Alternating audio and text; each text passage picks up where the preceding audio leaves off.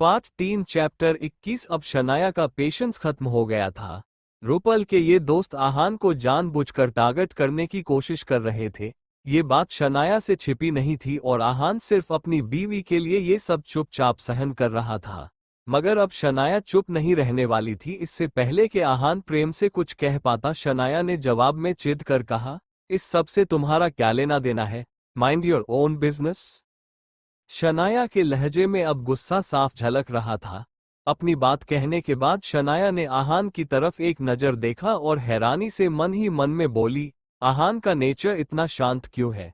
क्या वो अपने खिलाफ कुछ कहने वालों से नाराज नहीं होता? अगर आहान की जगह किसी ने मुझसे इस तरह बिहेव किया होता तो मैं बहुत पहले ही इस जगह से चली जाती। शनाया को नाराज होते हुए देखकर प्रेम और उसके दोस्त भी सीरियस हो गए। राज बेदी ने शनाया को समझने की कोशिश करते हुए कहा, मिस शनाया आप प्लीज अपसेट मत होइए, हम तो बस मजाक कर रहे थे। शनाया कुछ और भी कहने वाली थी पर आहान ने उसके हाथ पर अपना हाथ रख दिया। शनाया ने उसकी तरफ देखा तो आहान ने आंखों ही आंखों में उसे बात को आगे ना बढ़ाने का इशारा कर दिया। अब उस प्राइवेट रूम का माहौल थोड़ा ऑकवर्ड हो गया था। शनाया गिल जैसी होशियार और स्मार्ट बिजनेस वुमन आहान के लिए इतनी प्रोटेक्टिव और पॉजेसिव कैसे हो सकती थी? शनाया के उस रिएक्शन ने रूम में मौजूद हर किसी को हैरान कर दिया था। रूपल ने दिल ही दिल में कहा, शनाया ये तुम्हें क्या हो गया है यार? इस आहान ने तुम पर कोई जादू किया है या तुम सच में इस गुड फॉर नथिंग लड़के के प्यार में अंधी हो गई हो? Oh god, I can not take this. Rupal थोड़ी ज्यादा ही इरिटेट हो गई थी, इसलिए उसने अपना दिमाग शांत करने के लिए बाहर जाना सही समझा। वो सीधा रूम से निकलकर वॉशरूम में गई और अपना चेहरा धोकर थोड़ी फ्रेश हो गई। बाहर आते ही उसने देखा कि दरवाजे के बाहर एक मोटा सा गंजा आदमी खड़ा था। उस आदमी से शराब की बहुत ज्यादा तेज बदबू आ रही थी। गले में सोने के चेन्स पहना हुआ वो आदमी रूपल के तरफ ही आ रहा था। एकदम से रूपल के सीने में घबराहट पैदा हो गई, मगर वो भागकर जा भी कहाँ सकती थी, पीछे दरवाजा था। रूपल ने देखा कि उस मोटे आदमी का हाथ रूपल के चेहरे की तरफ बढ़ रहा था। डर के मारे एकदम से रूपल ने कुछ सोचा और अपने सामने खड़े उस गंजे और मोटे आदमी को लात मार दी। वैसे तो रूपल की किक की वजह से वो आदमी कुछ कदम पीछे हट गया, मगर उसे देखकर ऐसा नहीं लग रहा था कि वो गुस्सा था। रूपल की हैरानी के लिए उल्टा वो आदमी हंसने लगा। लड़की तुम तो बहुत एनर्जेटिक हो। वैसे एक बात बताओ, क्या ये एनर्जी मुझे बेड पर भी देखने मिलेगी? उस आदमी की कही ये बात सुनकर रूपल के चेहरे पर नफरत उतर आई। रूपल ने उस आदमी से गुस्सैल अंदाज में कहा, घटिया। ये कहकर वो प्राइवेट रूम में वापस जाने लगी। तभी उस गंजे और मोटे आदमी ने रूपल का पीछा करते हुए कहा, मैं घटिया? जरा अपनी तरफ देखो लड़की, तुमने इतने छोटे और तंग कपड़े पहने हुए हैं, क्या तुम यहाँ अपने आप को बेचने नहीं आई हो? चलो अब ज्यादा नखरे मत करो, आज रात मेरे साथ सोने के लिए मैं तुम्हें 10,000 रुपए दूंगा, चलो। अपने आखिरी शब्द को आते हुए उस गंजे और मोटे आदमी ने रूपल की कमर को पकड़ लिया था। अब रूपल ने ज्यादा सोचे बिना उस आदमी के मुंह पर एक थप्पड़ जड़ दिया। अपने आप को उस आदमी की पकड़ से छुड़ाने की कोशिश में रूपल ने वो थप्पड़ कुछ ज्यादा ही जोर से मारा था। उस गंजे और मोटे आदमी का चेहरा एक लड़की की थप्पड़ से सूज गया था और उस ही सूजन की वजह से जब इस बार उस आदमी ने रूपल की तरफ देखा तो वो बहुत ही डरावना लग रहा था। उसने गुस्से से रूपल की तरफ देखकर कहा, बेशर्म लड़की, अब तो मैं तुम्हारी जान लेकर ही दम लूंगा। उस आदमी की ऐसी धमकी सुनकर रूपल डर गई। अगले ही पल वो गंजे और मोटे आदमी ने हाथ में पकड़ी हुई विस्की की बोतल रूपल की तरफ फेंक दी। रूपल इतनी घबराई हुई थी कि उसके मन में विस्की की बोतल से बचने का भी ख्याल नहीं आया। रूपल ने बिना कुछ सोचे समझे घबराहट के मारे अपनी आंखें बंद कर देगी।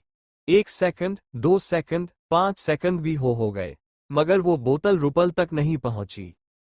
इसलिए क्यूरियोसिटी के मारे रूपल ने अपनी आंखें खोल ली।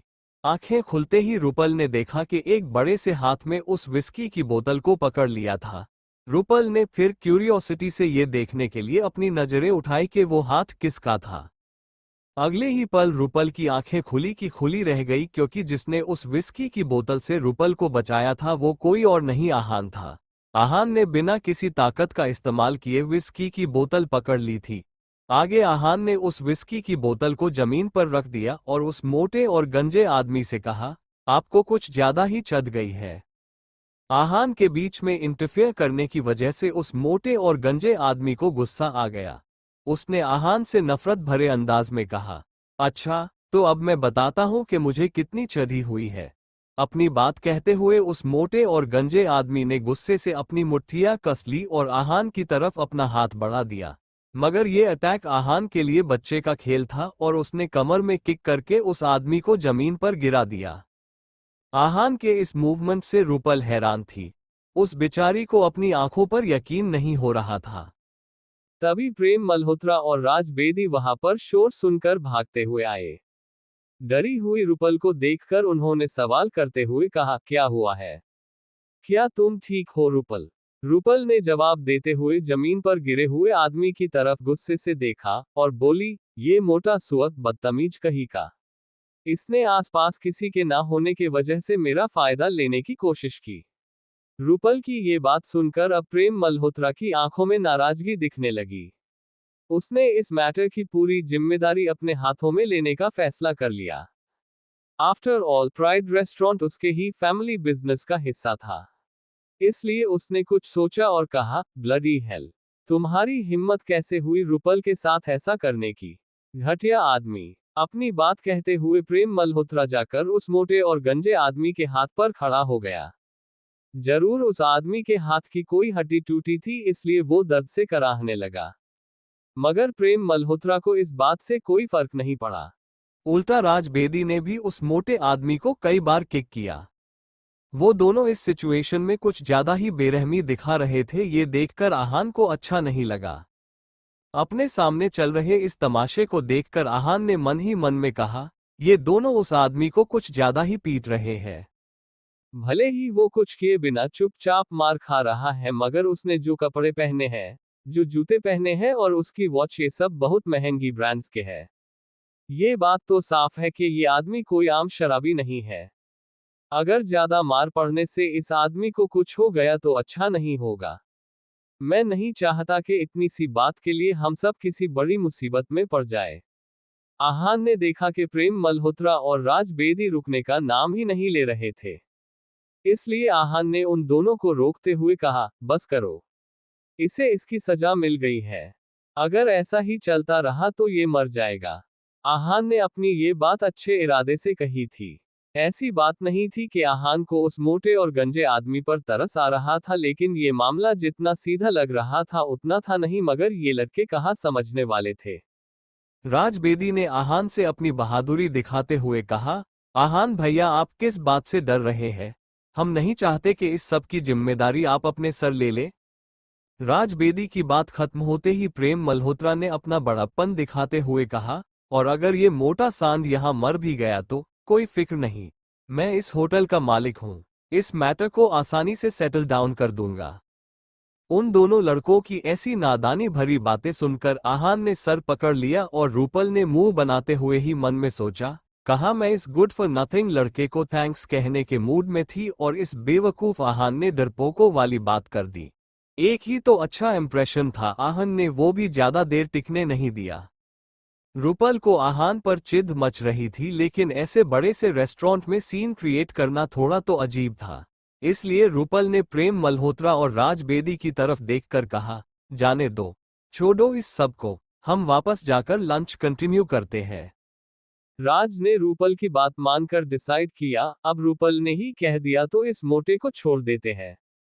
इसके बाद रूपल प्रेम मल्होत्रा और राज बेदी के साथ उनके प्राइवेट रूम में चली गई। आहान भी उनके पीछे चला गया। वापस जाते हुए राज बेदी ने आहान से कहा, आहान भैया, आप कुछ ज्यादा ही डरते हैं।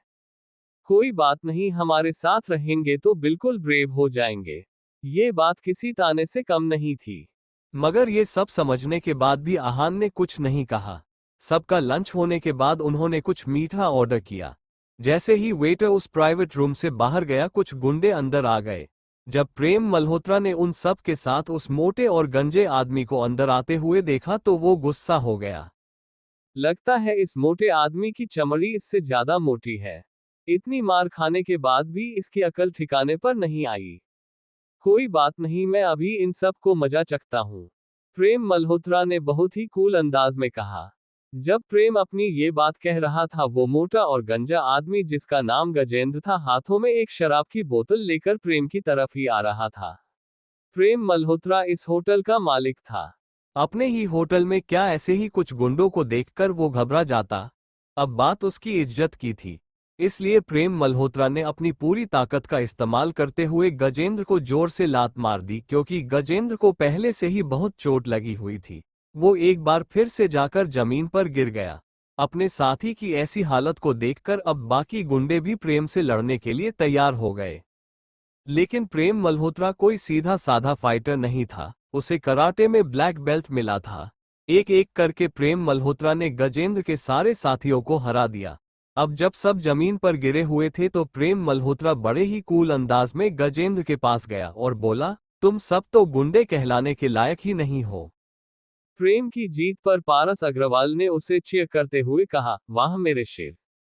प्रेम मेरे भाई, तुमने तो कमाल कर दिया। अब मुझे नहीं लगता कि ये सब हमें और तंग करेंगे। ये बात सुनने के बाद प्रेम मल्होत्रा अपने दोस्तों की तरफ पलटा और अपने हाथ और कपड़े साफ करते हुए लड़कियों की तरफ देखकर बोला, रूपल, मिस शनाया, क्या आप ठीक है? प्रेम के सवाल के जवाब में रूपल और शनाया ने हामी भर दी। प्रेम शनाया की आंखों में अपने लिए तारीफ देखना चाहता था, मगर उसने देखा कि शनाया की नजरें तो आहान की तरफ थी। वो आहान जो चुपचाप बैठा जमीन पर लेटे हुए गुंडों की तरफ देख रहा था। प्रेम मल्होत्रा को और चिढ़ मच गई। पारस ने प्रेम से सवाल करते हुए कहा, भाई, अब इन निठले गुंडों का क्या करना है? क्या किसी को इन सबको दफनाने के बुला लूं? पारस बस अपनी बात को बढ़ा चढ़ा कर कह रहा था। वो सच में ऐसा कुछ करने की हिम्मत भी नहीं कर सकता था। इससे पहले कि प्रेम इस बात पर कुछ कह पाता, दरवाजे से एक आवाज आई। अच्छा, क्या तुम लोग इतने बहादुर हो? अगर ऐसा है तो मेरा भी सामना करो। चैप्टर 22। अच्छा, क्या तुम लोग इतने बहादुर हो? अगर ऐसा है तो मेरा भी सामना करो। ये आवाज सुनकर सभी दरवाजे की तरफ देखने लगे, मगर ये बात जिसने कही थी उसका चेहरा साफ साफ नजर नहीं आ रहा था। प्रेम ने उस आदमी को बहुत ही घमंड के साथ चैलेंज करते हुए कहा, हाँ तो मैं कहाँ डरता हूँ। तुम सामने तो आओ, मैं जरूर तुम्हारा भी सामना करूंगा, और हाँ, तुम्हें भी धूल चटा कर ही दम लूंगा। आओ तो जरा। ये सुनकर प्रेम और राज हंसने लगे। तुम सबको हराना तो मेरे बाएं हाथ का खेल है। मगर जब तक प्रेम मल्होत्रा ने अपनी ये बात कही, वो आगे कुछ बोल ही नहीं पाया। अपने सामने खड़े आदमी को देखते ही प्रेम मल्होत्रा की बोलती ही बंद हो गई, क्योंकि सामने जो आदमी खड़ा था वो कोई ऐरा गैरा गुंडा नहीं था। चेहरे पर एक जख्म का लंबा कट, हट्टा कट्टा बॉडी टाइप, और हाँ, एक हाथ पर लगा हुआ फ्रैक्चर का कास्ट। प्रेम और बाकी सबके सामने खड़ा ये आदमी कोई और नहीं, विक्की भाई था। उसके पीछे 15 से 20 आदमी और थे। उन सब के बाइसेप्स को देखकर ये पता लगाना मुश्किल नहीं था कि वो सब के सब वेल ट्रेन्ड फाइटर्स थे। उन सभी की आंखों में एक तरह की झलक थी जिसे देखकर ऐसा लग रहा था कि प्रेम और बाकी सब की तरफ खुद मौत चलकर आ रही थी। उन तीनों की रईस बिजनेस फैमिलीज हर महीने जिस विक्की भाई को डरकर प्रोटेक्शन फीस या फिर जिसे हफ्ता कहा जाता था वो भेजते थे, आज उन्होंने उसी विक्की भाई से पंगा ले लिया था। अंदर आते ही विक्की भाई ने एक नजर जमीन पर गिरे हुए अपने आदमियों को देखा और प्रेम की तरफ देखकर कहा, अभी अभी कौन मुझे चैलेंज कर रहा था? एकदम से घबराहट के मारे प्रेम के रोंगटे खड़े हो गए। उसने हकलाते हुए विक्की भाई से जवाब में कहा, भाई, वो हम तो बस ऐसे ही मजाक कर रहे थे। हमें पता नहीं था कि सामने आप खड़े थे। हमें माफ कर दीजिए। ये सुनकर विक्की भाई ने अपने कदम आगे बढ़ाए और प्रेम के पास जाते हुए उससे कहा, ओ, तो वो मजाक था। कोई बात नहीं, मजाक तो चलता रहता है। ये कैसा रहेगा कि मैं भी तुम्हारे साथ मजाक करूं? ये सुनते ही प्रेम और राज पारस की तरफ देखने लगे। पारस ने फिर थोड़ी हिम्मत की और डरते हुए विक्की भाई से सवाल करते हुए कहा, कैसा मजाक भाई? ये सुनने के बाद विक्की भाई ने कुछ सोचने का दिखावा किया। कुछ देर की खामोशी के बाद विक्की भाई के चेहरे पर एक शैतानी मुस्कान आ गई और उसने पारस की तरफ देखकर उससे कहा, क्यों ना गोटियां खेली जाए? बचपन में जैसे खेलते थे, लेकिन कुछ नया करते हैं, एक ट्विस्ट के साथ। बस इस बार तुम तीनों की आंखों के साथ खेलेंगे। जैसे ही पारस ने ये बात सुनी, डर के मारे बेचारा कांपने लगा। विक्की भाई की बात खत्म होते ही उसके पीछे खड़े गुंडों में से एक आदमी पारस की तरफ बढ़ने लगा। अब प्रेम भी घबराने लगा। उसे डर था कि कहीं सच में पारस और उसके साथ कुछ गलत ना हो जाए, इसलिए प्रेम ने कुछ सोचा और बहुत हिम्मत करके विक्की भाई से कहा, विक्की भाई क्यों ना हम बात करके इस मामले को सुलझा दें? मगर जवाब में प्रेम के सीने पर एक जोर की लात पड़ी और वो कराटे का ब्लैक बेल्ट फाइटर जमीन पर लेटा अपना सीना पकड़ जोर जोर से चिल्लाने लगा। पारस और राज को अपनी आंखों पर यकीन ही रहा था। अब उन दोनों ने अपने घुटने टेक दिए। उन दोनों ने विक्की भाई से रोते हुए कहा, विक्की भाई, हमें माफ कर दीजिए, हमारी जान छोड़ दीजिए प्लीज। मगर अगर वो बेरहम ना होता तो विक्की भाई इस शहर का सबसे बड़ा गुंडा कैसे बन पाता? उल्टा उसने अपने आदमियों की इशारा किया और विक्की भाई के गुंडे हंटर से पारस और राज को मारने के लगे। वो सब के सब चीख चीख कर रो रहे थे। ये नजारा देखकर वहां खड़ी रूपल और शनाया घबरा गई। उन दोनों को कुछ भी समझ नहीं आ रहा था, मगर रूपल और शनाया अच्छे से जानते थे कि इन लड़कों की वजह से वो किसी बहुत ही बड़ी मुसीबत में फंस गए थे। विक्की भाई को अपने सामने चल रही ये पिटाई देखकर बहुत मजा आ रहा था। 3 अमीर लड़के, 2 खूबसूरत लड़कियां और अंधेरे में बैठा एक लड़का। बैठे हुए आहान ने इस बारे में सोचते हुए मन ही मन में कहा, मैं जानता तो था कि वो मोटा आदमी कोई नॉर्मल शराबी नहीं था, लेकिन मैंने इस बात की उम्मीद बिल्कुल भी नहीं की थी कि उस मोटे आदमी के पीछे विक्की होगा। इस विक्की को पीटे हुए मुझे अभी कुछ ही दिन तो हुए हैं। खैर, जब तक शनाया को कोई तंग नहीं करता मैं इस सब में इंटरफेयर नहीं करूंगा। ये सोचते हुए आहान ने अपनी वाइफ शनाया का हाथ धीरे से खींचकर उसे अंधेरे में कर दिया, ताकि किसी नजर शनाया की ओर ना जाए। विक्की भाई ने बाकी तीनों की तरफ ध्यान नहीं दिया और बस उन 3 रईसों के बिगड़े बेटों को तड़पते हुए देखने लगा। मार खाते हुए एकदम से राज बेदी ने कुछ सोचा और विक्की भाई से कहा, विक्की भाई, हमें जाने दीजिए, अगर आपने हमारा पीछा छोड़ दिया तो मैं पापा से कहकर आपको 2 करोड़ भेज दूंगा। प्लीज हमें जाने दीजिए। वैसे ये सुनने के बाद प्रेम मल्होत्रा और पारस अग्रवाल की आंखों में उम्मीद नजर आने लगी। उन्हें लगा कि इतना अच्छा ऑफर सुनने के बाद विक्की भाई उन्हें पक्का छोड़ देगा। वो तीनों अब विक्की के एक्सप्रेशंस की तरफ देखने लगे। विक्की भाई ने कुछ कंसिडर करने के बाद राज बेदी से सवाल करते हुए कहा, 2 करोड़ रकम तो अच्छी है, वैसे तू तू तो अपने मेयर का बेटा है ना? विक्की के इस सवाल सुनकर राज बेदी की जान में जान आ गई। उसने सोचा कि मेयर का बेटा होने का सुनने के बाद विक्की भाई तो उसके पैर पकड़कर उससे माफी भी मांगेगा और उसे जाने भी देगा। ये सोचकर राज बेदी की आंखें चमकने लगी। उसने मुस्कान के साथ विक्की भाई की तरफ देखकर कहा, हाँ भाई, मैं ही हूँ मिया का बेटा। ये सुनते ही विक्की भाई के चेहरे पर नफरत उतर आई। विक्की भाई ने फिर अपने दांत पीसते हुए राजबेदी से कहा, साले, तेरा बाप भी मेरा नाम सुनकर डर से कांपने लगता है और तू मुझे उसका नाम सुनाकर धमकाने की कोशिश कर रहा है। क्या तेरे 2 करोड़ से मेरी जिंदगी चल रही है? राजबेदी की तो अब हालत देखने जैसी हो गई थी, वो बेचारा अब रोने लगा। विक्की भाई ने फिर अपने एक आदमी की तरफ देखकर उससे कहा, 1 मिनट, सुन बे, इसके हाथ पैर तोड़ दो। फिर भी इसकी जबान खामोश नहीं हुई तो गर्दन भी तोड़ दो और फिर याद से उसके चौथे के दिन मेरी तरफ से मेयर को 2 करोड़ भेज देना, समझ गया? विक्की भाई की बात सुनकर उसके आदमी ने हामी भरते हुए कहा, जी भाई। विक्की भाई के उस गुंडे ने एक बड़ा सा लोहे का रॉड पकड़ा और राज बेदी को मारने की तैयारी करने लगा। मगर इससे पहले कि वो कुछ कर पाता, रूपल ने गुस्से से चिल्लाकर कहा, रुको, बस बहुत हो गया। जैसे ही रूपल ने अपनी ये बात कही, उस प्राइवेट रूम में मौजूद हर किसी का ध्यान इस सुंदर लड़की पर आकर रुक गया। इससे पहले कि रूपल कुछ कह पाती, जमीन पर लेते हुए गजेंद्र ने खड़े होते हुए कहा, कमीनी, तुम अभी भी अपना मुंह चला रही हो? इतना सब होने के बाद भी तुम्हारी अक्ल ठिकाने नहीं आई?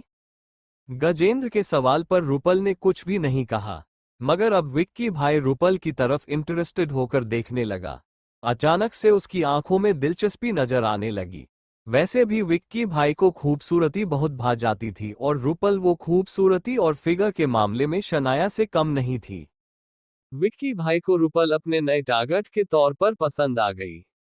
उसने रुपल की तरफ देखकर सवाल करते हुए कहा, क्या ये मेयर का बेटा या उसका कोई दोस्त तुम्हारा बॉयफ्रेंड है? रुपल ने तुरंत ना में सर हिला दिया और अपने बात को एक्सप्लेन करते हुए विक्की भाई से बोली, नहीं, प्रेम और बाकी दोनों मेरे दोस्त है। वो तो इस आदमी ने मेरे साथ बदतमीजी करने की कोशिश की, इसलिए उन्होंने मुझे बचाने के लिए। मगर इससे पहले रुपल अपनी बात पूरी कर पाती, विक्की भाई ने उसे बीच में रोक दिया और कहा, क्या मैंने ये सब पूछा था? ये सुनते हैं नर्वस होकर रुपल की नजरें झुक गई। उसने घबराते हुए विक्की भाई से कहा, मेरा वो मतलब नहीं था। अब विक्की भाई के चेहरे पर टेढ़ी स्माइल आ गई। तभी गजेंद्र ने विक्की भाई को खुश करने की कोशिश करते हुए कहा, भाई अब इस सब में बातें करके वक्त बर्बाद करने जैसा कुछ नहीं है। आज रात आप इस लड़की को अच्छा सबक सिखा दीजिए, आगे से ज्यादा मुंह चलाना भूल जाएगी। गजेंद्र की बात का क्या मतलब था ये वहां मौजूद हर कोई जानता था। ये सुनते ही विक्की भाई की आंखें चमकने लगी। उसने रुपल का हाथ पकड़कर उसे अपनी तरफ खींच लिया। अपने सामने खड़ी उस घबराई हुई लड़की को देखकर विक्की भाई ने सवाल करते हुए कहा, तो क्या ख्याल है? मुझे लग रहा है कि गजेंद्र सही कह रहा है, मगर तुम डरो मत, मैं तुम्हें ज्यादा स्ट्रिक्ट पनिशमेंट नहीं दूंगा। ये कहते हुए विक्की भाई की आंखों से लालच टपक रही थी। मगर इससे पहले वो या कोई और कुछ कह पाता, एक कॉन्फिडेंट आवाज ने कहा, बिल्कुल नहीं, बिल्कुल भी नहीं। विक्की भाई ने जब इस आवाज की डायरेक्शन में देखा तो उसकी आंखें खुली की खुली रह गई। उसे अपनी आंखों पर यकीन नहीं हो रहा था। एकदम से विक्की भाई ने रुपल का हाथ छोड़ दिया और अपनी आंखें मसलने लगा। ये आवाज किसी और की नहीं, शनाया की थी।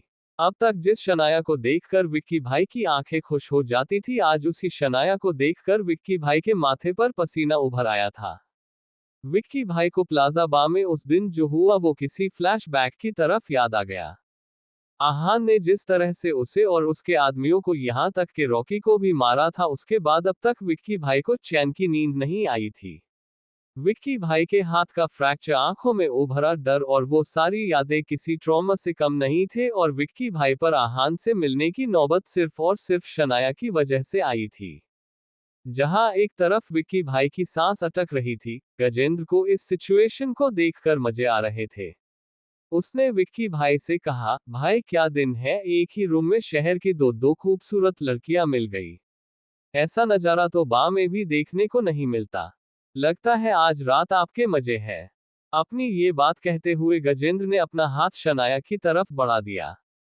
मगर इससे पहले कि वो शनाया को छू पाता, विक्की भाई ने गुस्से से चिल्लाकर उससे कहा, हाथ हटाओ और निकलो यहां से। विक्की भाई के ऐसे रिएक्शन से सभी हैरत में थे, क्योंकि अंधेरे से कोई बाहर आ गया था, जिसे देखकर विक्की भी की धकने तेज ही गई थी। वो कोई और नहीं, आहान था। विक्की भाई को अपनी जान प्यारी थी और ये गजेंद्र अपनी और विक्की की मौत को न्योता दे रहा था। इस सबसे अनजान गजेंद्र ने कहा, भाई, लेकिन गजेंद्र आगे कुछ कह ही नहीं पाया। विक्की ने उसे धमकाते हुए कहा, मिस शनाया के बारे में ऐसी बात करने की तुम्हारी हिम्मत कैसे हुई? अपनी घटिया शक्ल लेकर यहां से चले जाओ। विक्की भाई की इस बात को सुनकर जितनी हैरानी गजेंद्र को हो रही थी, प्रेम और बाकी सब भी उतने ही शॉक थे। खुद शनाया भी कुछ समझ नहीं पा रही थी। शनाया ने जब से विक्की भाई को इस रूम के अंदर आते हुए देखा था, उसके दिल में अजीब सा डर मचल रहा था, लेकिन जब शनाया ने देखा कि रुपल खतरे में थी तो वो अपने आप को रोक नहीं पाए। वो हर बुरी से बुरी सिचुएशन के लिए तैयार थी, मगर विक्की भाई के ऐसे रिएक्शन ने उसे हैरान कर दिया था। शनाया अब थोड़ी परेशान हो गई। इस बारे में सोचते हुए उसने मन ही मन में कहा, इस विक्की को क्या हो गया है? पिछली बार जो कुछ भी हुआ था उसके बाद मैं तो बस यही प्रे कर रही थी कि कभी इस विक्की भाई का चेहरा ना देखना पड़े। लेकिन इस आदमी के तो रंग ही बदल गए हैं। एकदम से ऐसा क्या हो गया है? कहीं ये सब इस विक्की के किसी साजिश का हिस्सा तो नहीं है? चैप्टर 23। शनाया कंफ्यूज हो गई थी, क्योंकि जो विक्की कुछ दिनों पहले तक शौर्य के कहने पर शनाया की जान भी लेने के लिए भी तैयार था, वो एकदम से शनाया से घबरा रहा था। ये थोड़ा अजीब था। दूसरी तरफ शनाया के पीछे खड़े आहान के चेहरे पर ऐसे एक्सप्रेशंस थे मानो वहां कुछ भी नहीं हो रहा था। आहान को विक्की भाई से ऐसे बिहेवियर की उम्मीद थी, इसलिए आहान कुछ भी किए बिना चुपचाप खड़ा रहा। विक्की भाई शनाया के सामने नजरें झुकाकर खड़ा हो गया।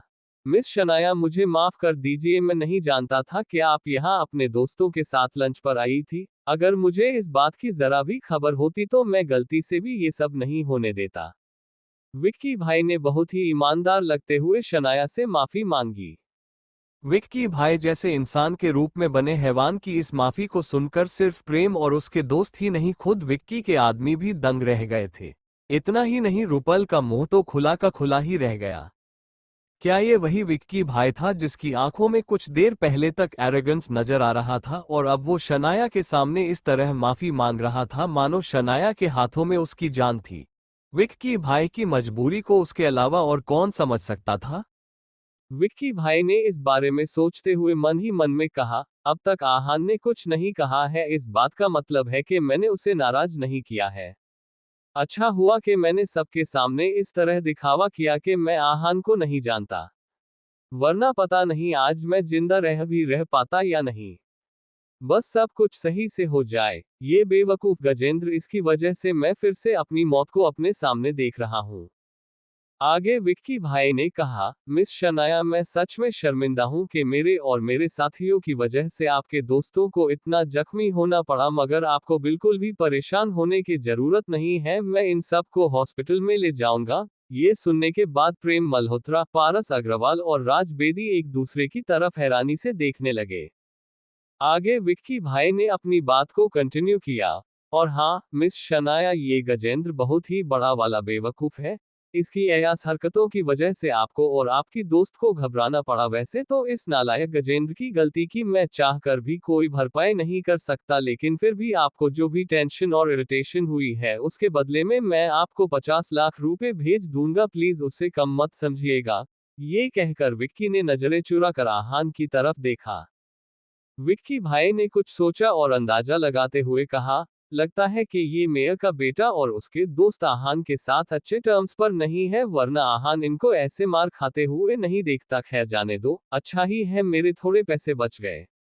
विक्की भाई के दिल में चल रही बातों से अनजान शनाया ने हिचकिचाते हुए उससे कहा, ये तुम क्या कह रहे हो? विक्की भाई शनाया के इस सवाल के पीछे का मतलब समझ गया। वो जानता था कि आगे शनाया उससे पैसे लेने से मना कर देगी। इसलिए विक्की भाई ने उसे टोकते हुए कहा, मिस शनाया, आप ज्यादा सोचकर परेशान मत होइए, मैं एक बार फिर से माफी मांगता हूँ। थोड़ी ही देर में पैसे आपके पास पहुंच जाएंगे और मैं किसी को भेजकर आपके दोस्तों को हॉस्पिटल भिजवा देता हूँ। अब हम चलते हैं, अपना ख्याल रखिएगा। ये कहकर शनाया की किसी बात को सुने बिना ही विक्की भाई वहां से चला गया। गजेंद्र अपने बॉस की नाराजगी से घबरा रहा था तो उसने भी रुपल और बाकी सबको नजरअंदाज कर दिया और जल्दी में विक्की भाई का पीछा करने लगा। बाकी आदमी भी प्राइवेट रूम के बाहर चले गए और बच्चे कुचे 4-5 आदमियों ने मिलकर प्रेम, राज और पारस को उठा लिया। जब फाइनली प्राइड होटल के उस प्राइवेट रूम में शनाया, आहान और रुपल ही बचे हुए थे तब शनाया कुछ रिएक्ट कर पाए। उसने एक गहरी सांस ली और ये फिगर आउट करने की कोशिश करने लगी कि अभी अभी उसके साथ क्या हुआ था। रुपल की भी हैरानी का कोई ठिकाना नहीं था। उसने शनाया से सवाल करते हुए कहा, शनाया, वो विक्की भाई तुमसे इतना क्यों डरता है? तुम्हें देखने के बाद तो उस विक्की भाई के होश ही उड़ गए थे। रुपल के इस सवाल को सुनने के बाद शनाया एक कुर्सी पर बैठ गई और एब्सेंट माइंडेड होकर बोली, रुपल, अगर मैं ये कहूं कि इस सवाल का जवाब मेरे पास भी नहीं है तो क्या तुम मुझ पर यकीन कर पाओगी? मैं तो खुद ही कंफ्यूज हूं कि मुझे देखने के बाद उस खतरनाक गुंडे को सांप क्यों सूंघ गया था। ये सुनने के बाद रुपल ने पूछा, तुम माफिया वालों को कैसे जानती हो शनाया? मुझे शुरुआत से इस विक्की भाई के बारे में सब कुछ बताओ, ये क्या चैप्टर है? शनाया ने रुपल को प्लाजा बा में हुई हर एक बात बता दी। उन सब बातों को याद करते हुए शनाया एक बार फिर से सहम गई थी। उस दिन की बात और आज जिस तरह का बिहेवियर विक्की भाई का था, उन दोनों चीजों के बारे में सोचकर रुपल थोड़ी कंफ्यूज हो गई। बहुत सोचने के बाद भी रुपल को इन दोनों बातों में कोई भी कनेक्शन नजर नहीं आ रहा था। इस बारे में सोचते हुए रुपल ने मन ही मन में कहा, ऐसा कैसे हो सकता है? शनाया कह रही है कि उस दिन प्लाजा बा में पुलिस के आने की वजह से सब कुछ रुक गया था और उस दिन के बाद आज जब शनाया और विक्की एक दूसरे से मिले तो विक्की भाई के सारे तेवर कहीं गायब ही हो गए थे। जो गुंडा शहर के मेयर से ही नहीं डरता, वो पुलिस की इन्वेस्टिगेशन और केस के डर से शनाया के सामने भीगा बिल्ला कैसे बन सकता है? इस मामले में कुछ तो गड़बड़ है। ये सोचने के बाद रूपल ने एक नज़र आहान की तरफ देखा और आंखों में एक अजीब तरह का डाउट लेकर कहा, सुनो आहान, क्या तुम विक्की भाई को जानते हो? ये एक औरत का सिक्स्थ सेंस था जो रूपल को ये कह रहा था कि विक्की भाई के बदले तेवर का आहान से कोई ना कोई लेना देना तो जरूर था। मगर आहान ने ये सवाल सुनने के बाद अपने कंधे उचका कर कहा, क्या तुम मजाक कर रही हो? मैं एक आम इंसान हूं, मेरा किसी गुंडे से क्या लेना देना हो सकता है भला? आहान ने अपनी बात इस तरह कह रही थी कि शायद ही कोई उसकी बात पर शक कर पाता। वो बहुत अनजान बनकर ऐसा प्रिटेंड कर रहा था कि विक्की भाई का नाम उसने पहली बार सुना था। मगर रूपल ने एक बार फिर से कंफर्म करने के लिए उससे पूछा, क्या सच में? मगर आहान कौन था? क्या वो इतना बेवकूफ था कि इस बात को यूं ही मान लेता कि अपनी बीवी को बचाने के लिए उसने विक्की भाई जैसे बिग शॉट गुंडे का हाथ भी तोड़ दिया था? आहान ने हेल्पलेस लगते हुए रूपल से कहा, अगर यकीन नहीं है तो जाकर उस विक्की भाई से ही पूछ लो। सिर्फ रूपल ही नहीं, शनाया को भी ये डाउट हुआ था कि कहीं आहान का तो इस सब में कोई हाथ नहीं था। मगर शनाया के इस अंदाजे में कोई भी लॉजिक नहीं था। जैसे कि आहान ने कहा था, आहान एक नॉर्मल इंसान था जिसका स्पॉटलाइट से कोई लेना देना नहीं था। वो किसी गुंडे को पर्सनली कैसे जान सकता था? ये सोचकर शनाया ने इस बारे में सोचना बंद कर दिया था, लेकिन रूपल को आहान पर शक करने से छुटकारा नहीं मिल रहा था। ये थोड़ा फिशी है। आहान ने प्रेम को उस गजेंद्र से पंगा लेने से रोका भी था, लेकिन किसी ने उसकी बात नहीं मानी। यहाँ तक मैंने भी आहान को बुजदिल समझा। क्या आहान पहले से इस बारे में जानता था? ये सब कोई इत्तफाक है या सच में मेरा इंट्यूशन सही तरफ जा रहा है? रूपल ने फिर से खुद से ही सवाल करते हुए कहा। दूसरी तरफ उस प्राइवेट रूम से बाहर निकलने के बाद गजेंद्र ने जल्दी से विक्की भाई को अप्रोच किया। सॉरी भाई, मेरा आपको किसी मुसीबत में डालने का कोई इरादा नहीं था। विक्की खुद इतना घबराया हुआ था कि उसके लिए गजेंद्र को डांट लगाना बिल्कुल भी जरूरी नहीं था। जो जरूरी था वो ये कि विक्की भाई जल्दी से जल्दी इस होटल से बाहर निकल पाता। इसलिए विक्की भाई ने गजेंद्र की माफी को नजरअंदाज कर दिया। गजेंद्र ने हिचकिचाते हुए कहा, भाई वैसे वो लड़की क्या नाम था? हाँ शनाया, क्या वो किसी बड़े बैकग्राउंड से आई है?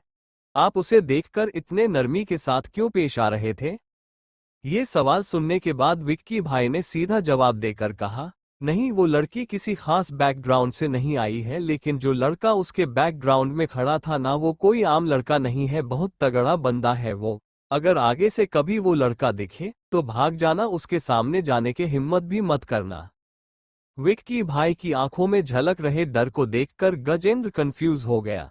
उसने एक और सवाल करते हुए कहा, भाई उसने ऐसा क्या किया है? इस सवाल को सुनते ही विक्की भाई ने अपने हाथ पर लगे फ्रैक्चर की तरफ देखकर इशारा करते हुए कहा, ये दिख रहा है, उस लड़के ने मेरा हाथ तोड़ दिया उस दिन। अगर आहान की बीवी वो शनाया बेहोश ना हुई होती और उसे बचाना जरूरी ना होता तो शायद मैं जिंदा भी ना बच पाता। विक्की भाई की बात सुनने के बाद एक डर की लहर गजेंद्र के दिल में भी उठ गई। थैंक यू भाई, अगर आपने सही वक्त पर मुझे नहीं रोका होता तो वो लड़का मेरा भी हाथ तोड़ देता। विक्की भाई ने जब ये बात सुनी तो उसका गुस्सा खत्म हो गया। विक्की भाई समझ सकता था कि उस आहान के डर से किसी की हालत कैसी हो सकती थी। इसलिए विक्की भाई ने गजेंद्र के कंधे पर हाथ रखा और उससे कहा, कोई बात नहीं, अब आगे से ख्याल रखना, ऐसी किसी मुसीबत को खुद ही गले मत लगा लेना जो तुम्हें आगे जाकर तकलीफ पहुंचा सकती है, समझ गए? गजेंद्र ने इस बात पर तुरंत हामी भर दी और विक्की भाई गजेंद्र और अपने बाकी आदमियों के साथ वहां से चला गया। शनाया और आहान भी कुछ देर के बाद घर पहुंच गए। दोनों फ्रेश होकर लिविंग रूम में आए ही थे कि उनके घर का डोर बेल बजने लगा। शनाया ने आहान की तरफ देखकर उससे सवाल करते हुए कहा, आहान, क्या मॉम शाम में नहीं आने वाली थी? जल्दी कैसे आ गई? आहान को भी कुछ पता नहीं था। उसने कंधे उचकाते हुए शनाया से कहा, पता नहीं, मैं दरवाजा खोलता हूँ, शायद मॉम कुछ भूल गई होंगी। ये कहते हुए आहान दरवाजे की तरफ गया। जैसे ही आहान ने दरवाजा खोला, बाहर विक्की भाई के साथ काम करने वाला एक आदमी खड़ा था। उसे देखकर आहान अटेंटिव हो गया। क्या विक्की भाई ने बदला लेने के लिए किसी को यहाँ भेजा था? आहान ने बिना कुछ कहे बस सवालिया अंदाज से उस आदमी की तरफ देखा तो उस आदमी ने घबराते हुए कहा, सर वो विक्की भाई ने ब्रीफ केस भेजने के लिए कहा था।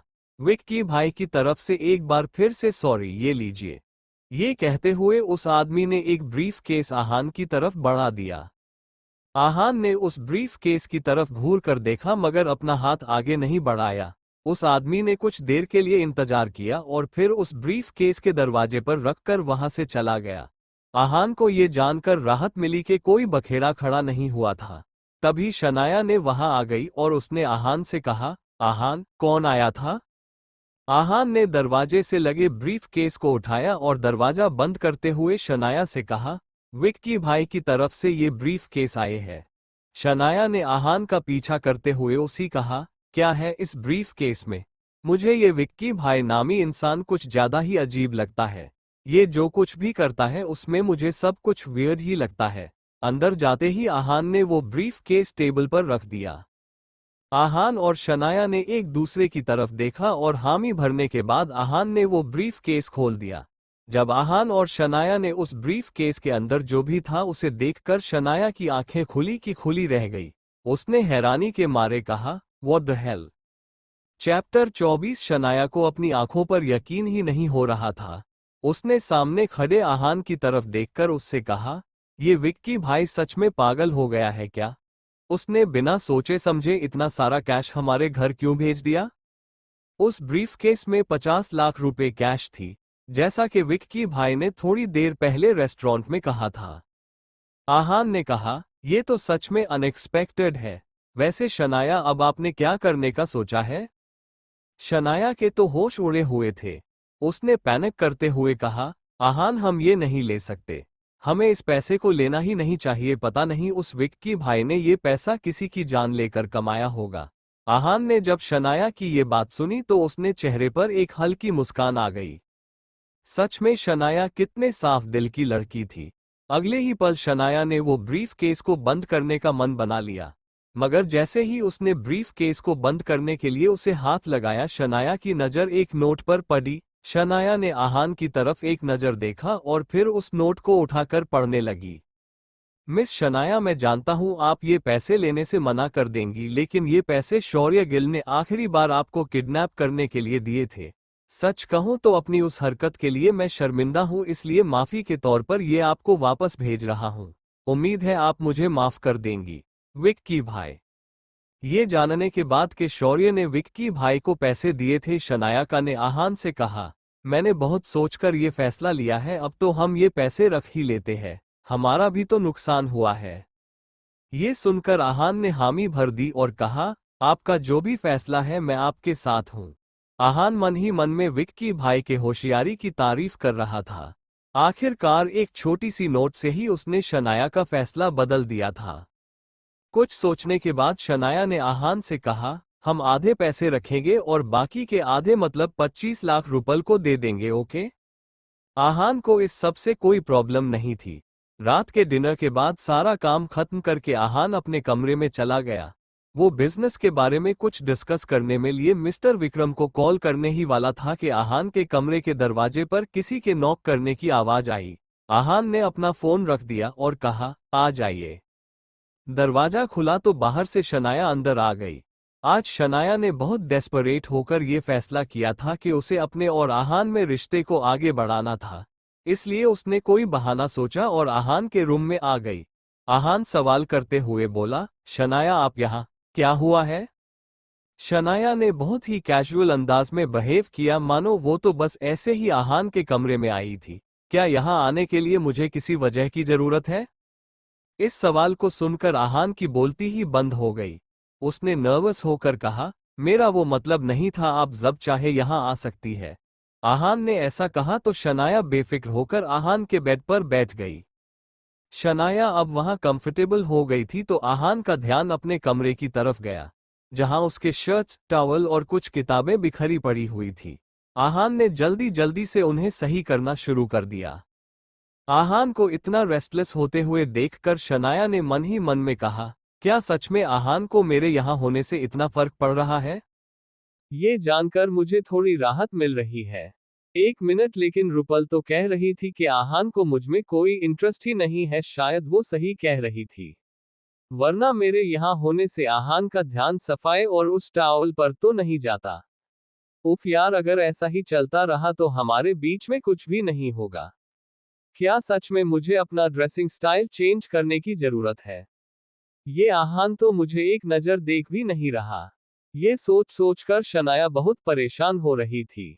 दूसरी तरफ आहान को बहुत नर्वसनेस हो रही थी। उसने अपने शर्ट को अलमारी में रखते हुए अपने आप से ही कहा, आज शनाया को क्या हो गया है? क्या वो किसी वजह से है आई है?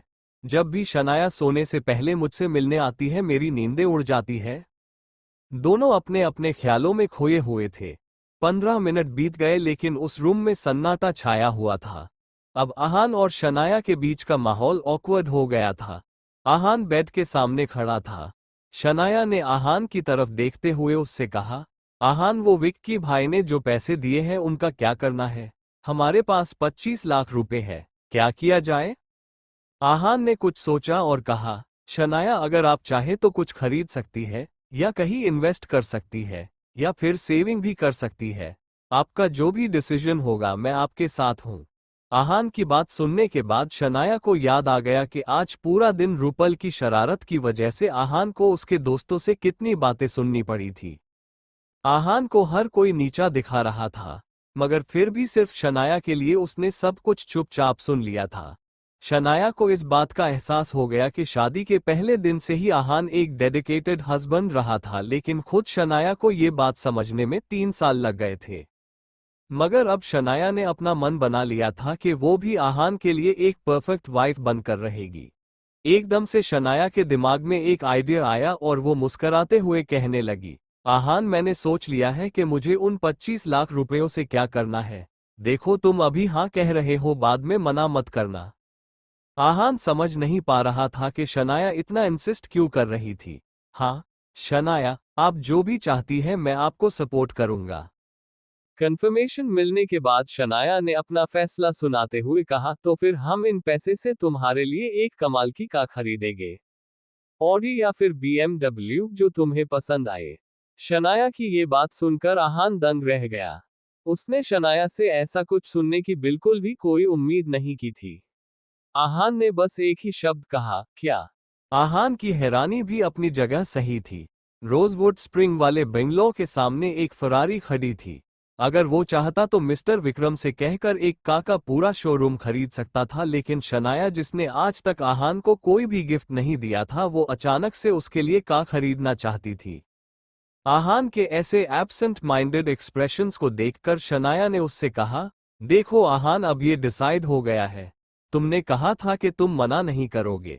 शनाया ने इस बार अपना मन पक्का कर लिया था कि वो आहान के लिए कार खरीदना चाहती थी। मगर आहान ने उससे कहा, शनाया, इस सब की क्या जरूरत है? मैं कार का क्या करूंगा? आपको मेरे लिए इतना खर्चा करने की कोई जरूरत नहीं है। इस सब आहान अपनी बात कह ही रहा था कि शनाया ने उसका हाथ पकड़ लिया और अपनी बड़ी बड़ी आंखों से आहान की तरफ देखकर बोली, अब क्या मेरा तुम पर इतना भी हक नहीं है? अब आहान क्या कह सकता था?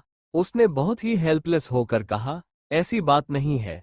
ये सुनते ही शनाया ने कहा, तो फिर तय रहा, कल सुबह जाकर हम कोई अच्छी सी कार खरीदते हैं। अपनी बात कहने के बाद शनाया आहान के कमरे से चली गई। उसके जाने के बाद आहान बेड पर लेट गया। वो समझ नहीं पा रहा था कि वो कैसा महसूस कर रहा था। आहान ने अपने आप से ही कहा, ये फीलिंग मुझे कई सालों के बाद आ रही है।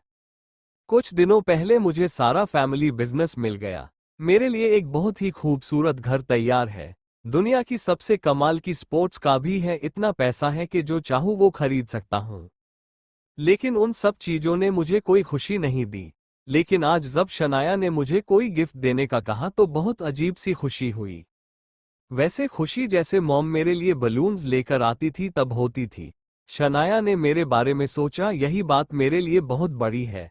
ऐसी बात नहीं है कि शनाया को मेरी बाइक से एम्बैरेस्ड फील होता है, लेकिन वो मुझे खुश देखना चाहती है, इसलिए वो ये कार खरीदना चाहती है। आज सच में मुझे ऐसा लग रहा है कि मेरे जैसा खुश नसीब इस पूरी दुनिया में नहीं होगा। आज आहान का दिल एक बहुत ही नई सी लेकिन जानी पहचानी सी राहत को महसूस कर रहा था। इस बारे में सोचते हुए कब आहान सो गया उसे पता ही नहीं चला।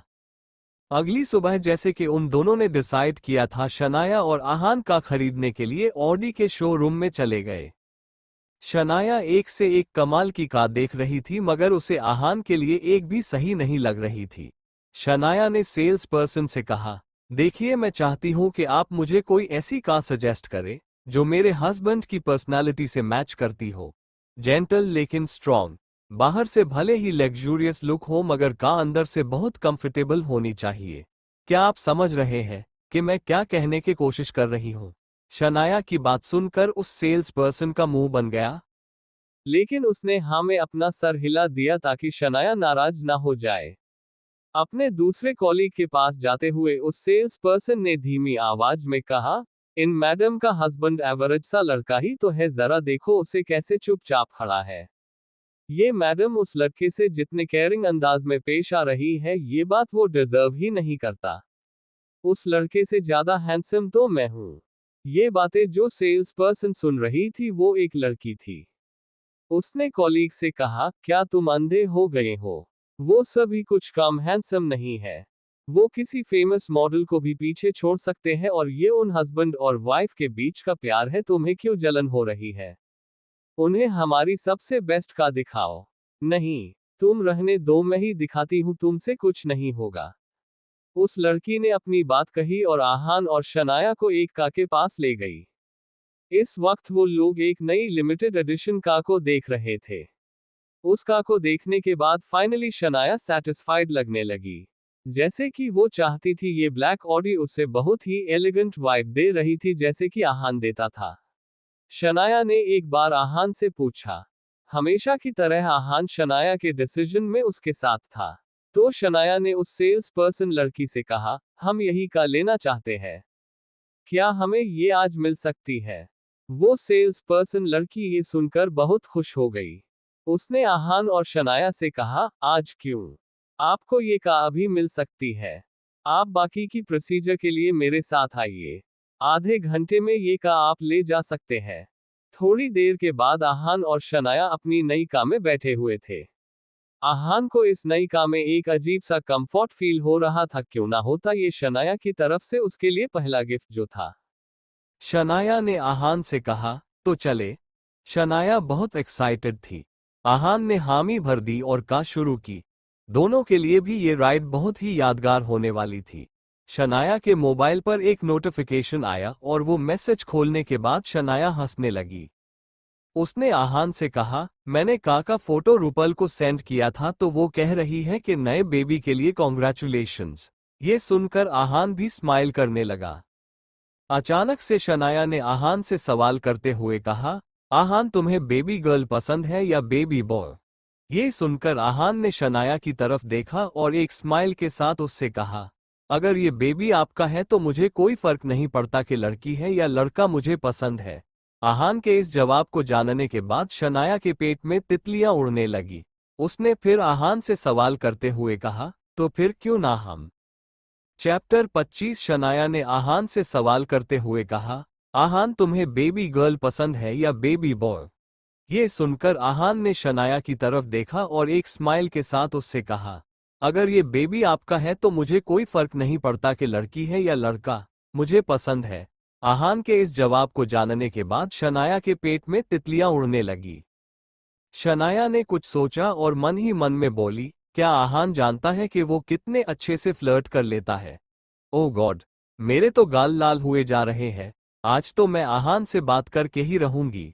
शनाया ने अपना मन पक्का कर लिया। उसने फिर कार ड्राइव कर रहे आहान से सवाल करते हुए कहा, तो फिर क्यों ना हम दोनों? मगर इससे पहले कि शनाया अपनी बात पूरी कर पाती, एक जोर की आवाज आई। आहान ने तुरंत कार का ब्रेक दबा दिया था। एकदम से कार को रोकने की वजह से जोर की आवाज गूंजी। शनाया ने घबरा कर अपनी आंखें बंद कर ली। आहान का भी हाथ खुद ब खुद शनाया के आगे किसी शील्ड की तरह बढ़ गया। शनाया ने आंखें खोली तो देखा कि आगे एक मिडिल एजेड औरत सड़क पर गिरी हुई थी। वो तो अच्छा था कि आहान का ध्यान रास्ते पर ही था, वरना शायद उस औरत को लग जाता। आहान ने परेशान होकर शनाया से सवाल किया, शनाया, क्या आप ठीक है?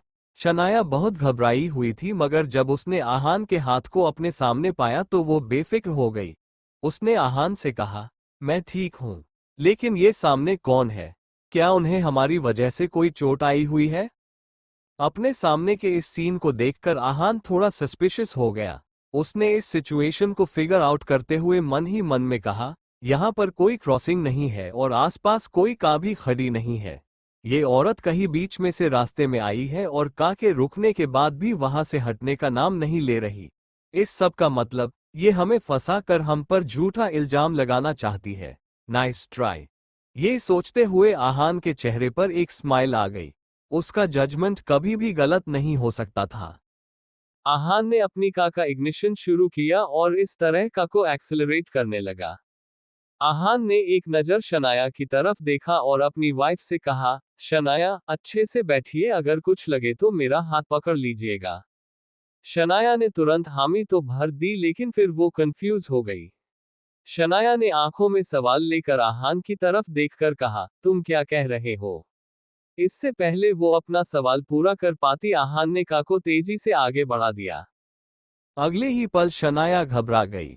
शनाया ने घबराकर आहान का हाथ पकड़ लिया और एक बार फिर से अपनी आंखें बंद कर ली। वो मिडिल एजेड औरत भी घबरा गई और इतने तेजी से खड़ी होकर वहां से हट गई कि कोई भी ये नहीं कह सकता था कि कुछ देर पहले इस ही कार की वजह से उसे चोट लगी थी। जब वो मिडिल एजेड औरत कार के सामने से हटने से बस एक ही कदम दूर थी, उसकी आंखें फटी की फटी रह गई। इस ही पल आहान ने अपनी कार को रोक दिया। आहान एक बहुत ही स्किलफुल ड्राइवर था। शुरुआत से ही उस मिडिल एजेड औरत को चोट पहुंचाने का आहान का कोई इरादा नहीं था, मगर वो इस बात की तसल्ली करना चाहता था कि इंजरी होने का बहाना बनाकर वो आहान और शनाया से पैसे ऐंठना, यही उस मिडिल एजेड औरत का इरादा था। दूसरी तरफ भले ही उस मिडिल एजेड औरत को कोई चोट नहीं लगी थी, मगर घबराहट के मारे उस मिडिल एजेड औरत के माथे पर ठंडे पसीने की एक परत उभर आई थी। कार के अंदर बैठी शनाया को जब इस बात का एहसास हुआ कि कार रुक गई थी तो उसने अपनी आंखें खोली। जैसे ही शनाया ने देखा कि सामने कौन खड़ा था, वो हैरान रह गई। शनाया शॉक्ड होकर जोर से कहा, सीमा बुआ जी। शनाया को अपनी आंखों पर यकीन ही नहीं हो रहा था। सीमा बुआ जी का नाम सुनकर आहान की आंखें भी शार्प हो गई।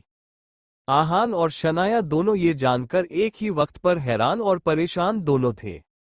आहान ने सीमा बुआ जी की हिस्ट्री को याद करते हुए मन ही मन में कहा, सीमा बुआ जी को मैंने आखिरी बार 2 साल पहले देखा था। तब वो अपने बेटे को लेकर हमारे घर आई थी और उसकी शादी के लिए मॉम से 10 लाख रुपए मांग रही थी। मॉम ने जब उन्हें मना कर दिया तो उन्होंने बहुत तमाशा किया, हल्ला मचाया और वहां से चली गई। यहाँ तक के जाते हुए वो शनाया का पर्स और कुछ गहने भी चुरा कर गई थी। उस दिन के बाद मैं उन्हें आज पहली बार देख रहा हूँ। आहान को सीमा बुआजी खास पसंद नहीं थी, क्योंकि उनकी उस हरकत की वजह से शनाया बहुत परेशान हो गई थी। वो सिर्फ पैसे और ज्वेलरी ही नहीं, शनाया के इंपॉर्टेंट डॉक्यूमेंट्स जैसे कि पासपोर्ट और एटीएम कार्ड भी ले गई थी। सीमा बुआजी ने भी देखा कि ड्राइवर सीट पर गिल परिवार का निकम्मा घर जमाए आहान बैठा था। ये देखकर वो गुस्सा हो गई। एक ही पल के अंदर सीमा बुआ जी के चेहरे पर छाया हुआ डर नफरत में बदल गया। वो गुस्से से चलते हुए आहान के साइड की विंडो की तरफ आई और उन्होंने आहान की खिड़की पर जोर जोर से हाथ मारना शुरू किया। आहान ने उनके तरफ एक गुस्सैल नजर से देखा और खिड़की का शीशा नीचे कर दिया। विंडो का कांच नीचे होते ही सीमा बुआ जी आहान पर बरस पड़ी। बेशर्म, निकम्मे, एक घर जमाए होने के बाद भी तुम्हारी इतनी हिम्मत कैसे हुई? अभी अगर मेरी जान चली जाती तो क्या तुम जिम्मेदारी लेते? तुम तो कुछ ज्यादा ही हवाओं में उड़ने लगे हो। महंगी का हाथ में क्या आ गई? तुम्हारे तो रंग ही बदल गए हैं। अभी तो मैं मर ही गई थी। सीमा बुआ जी ने आहान को खरी खोटी सुनते हुए कहा। आहान को वैसे भी इस ड्रामे से कोई फर्क नहीं पड़ रहा था, मगर शनाया ने आहान की तरफ दारी करते हुए कहा, सीमा बुआ जी, आप पहले हमारे कार के सामने आकर रुकी थी, और हाँ, वो भी जानबूझकर।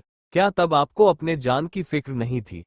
अब अपनी भतीजी की ऐसी बातें सुनने के बाद तो सीमा बुआ जी के तेवर ही बदल गए। वो गुस्से से शनाया को घूरने लगी और सीमा बुआ जी ने शनाया से कहा, नासमझ लड़की, तुम ये कैसी बातें कर रही हो? क्या मतलब कि मैं जानबूझकर बीच में आई थी? मैं तो रास्ते के साइड से आराम से चल रही थी।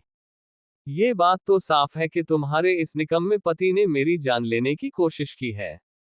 मुझे चक्कर आ गए और मैं गिर गई, लेकिन मेरी मदद करने के बजाय इस आहान ने का नहीं रोकी बल्कि और तेजी से चलाने लगा। अगर मैंने अपना दिमाग ना चलाया होता और वहां से ना हटी होती तो आज तो मैं भगवान की प्यारी ही हो जाती और तुम मुझे पर झूठा इल्जाम लगा रही हो। सीमा बुआ जी ने अपनी ये बात बहुत ही कॉन्फिडेंस के साथ कही थी। अपने दोनों हाथों को कमर पर रखकर वो ऐसी लग रही थी मानो आज वो झगड़ा करने की तैयारी से ही आई थी। आहान ये सारा नाटक देखने के मूड में नहीं था और सीमा बुआ जी बातें सुनने के बाद तो वो और भी ज्यादा इरिटेट हो गया। उसने धीमे आवाज में बड़बड़ाते हुए कहा, आपके साथ तो ऐसा ही होना चाहिए। आहान ने तो बस खुद से ही कहा था, लेकिन फिर भी सीमा बुआ जी ने ये बात सुन ली और चिढ़कर आहान से कहा, तुमने क्या कहा? तुम तो कुछ ज्यादा से सर पर चढ़ गए हो। मैं बता रही हूं कि अगर तुमने मेरे साथ बदतमीजी करने की कोशिश की तो अच्छा नहीं होगा। अगर शेखर भैया और यामिनी भाभी को तुम्हारे ऐसे बर्ताव का मैंने बता दिया तो वो तुम्हें छोड़ेंगे नहीं, घर से निकाल देंगे। जब शनाया ने आहान के अगेंस्ट ऐसी बात सुनी तो वो गुस्सा हो गई। शनाया अपनी सीमा बुआ जी से कुछ कहने ही वाली थी, लेकिन आहान ने उसका हाथ पकड़कर उसे शांत होने का इशारा कर दिया। तभी आहान शनाया और का के बाहर खड़ी सीमा बुआ जी ने खड़ी आवाज सुनी, माँ क्या आप ठीक है? कहीं किसी ने आपको तंग तो नहीं किया? सभी की नजर सामने से का की तरफ आ रहे एक लड़के पर पड़ी। उस लड़के को देखकर ऐसा लग रहा था कि वो सारा दिन जिम में ही गुजारता था। उस बॉडी बिल्डर जैसे दिखने वाले लड़के को देखते ही सीमा बुआ जी की जान में जान आ गई। उन्होंने उस लड़के की तरफ देखकर कहा, रतन मेरे बच्चे, अच्छा हुआ कि तुम आ गए। रतन को देखने के बाद आहान और शनाया ने एक दूसरे की तरफ देखा और उन्हें चेहरे पर डिसअपॉइंटमेंट ने जगह बना ली थी। रतन सीमा बुआ जी का बेटा था। इस लड़के की उम्र 30 पार कर चुकी थी, मगर फिर भी ना ये कुछ कमाता था और ना ही इसके पास कोई जॉब थी। रतन की इमेज कुछ खास नहीं थी। वो दिन भर अपने कुछ निठल्ले दोस्तों के साथ मिलकर किसी ना किसी को फंसाकर उनसे जबरदस्ती पैसे ले लेता था और वापस करने का नाम भी नहीं लेता था। इस वक्त रतन में हाथ में एक लोहे के रॉड था। अपने दूसरे हाथ पर उस रॉड को मारते हुए रतन ने आहान को घूर कर देखा और अपने माँ से सवाल करते हुए कहा, क्या ये कमीना आपको परेशान कर रहा है माँ? अगले ही पल रतन का ध्यान आहान की तरफ गया और उसने सवालिया नजरों से कहा, क्या ये शेखर मामा जी और यामिनी मामी का निकम्मा घर जमाई है? अपने बेटे के इस सवाल का जवाब देते हुए सीमा बुआ जी ने रोने का दिखावा करते हुए कहा, हाँ रतन ये वही निकम्मा है। पता है तुम्हारे आने से पहले इस आहान के बच्चे ने मुझे पर अपनी कार चढ़ा दी थी और फिर जब मैंने इससे हिसाब मांगना चाहा तो कह रहा था कि मैंने ये सब जानबूझकर किया था। वो तो अच्छा हो गया कि तुम आ गए, वरना मुझे डर है कि ये लड़का तो आज मेरी जान ही ले लेता। सीमा बुआ जी अपनी बात इतने दर्द से कह रही थी कि जैसे उन पर कोई बहुत बड़ी ज्यादती हुई थी। अगर आहान और शनाया खुद सामने नहीं होते तो इस परफॉर्मेंस को देखकर खुद भी सीमा बुआ जी पर यकीन कर लेते तो रतन तो फिर भी उनका बेटा था। अपनी माँ को किसी के वजह से तकलीफ हुई थी ये जानने के बाद रतन के चेहरे का तो रंग ही काला पड़ गया। उसने आहान की तरफ देखकर उससे सवाल करते हुए उससे कहा, तुम्हारे किस हाथ ने मेरी माँ को चोट पहुंचाने की कोशिश की? आहान को रतन के इस खतरनाक अंदाज से कोई फर्क नहीं पड़ता था। लेकिन शनाया ने रतन को जवाब देते हुए कहा, रतन आहान ने सीमा बुआ जी को कोई चोट नहीं पहुंचाई है और इसमें हमारी नहीं सीमा बुआ जी की ही गलती है। इस पॉइंट पर शनाया बहुत गुस्सा हो गई थी, लेकिन रतन को शनाया के गुस्से से क्या डर लग सकता था। उसने शनाया का मुंह बंद करते हुए कहा, तुम अपना मुंह बंद करो, धोखेबाज लड़की हो तुम। अब आहान को इस मामले में इंटरेस्ट आ गया। उसने रतन से इम्पल्सिव होकर पूछा, तुमने किसे धोखेबाज कहा?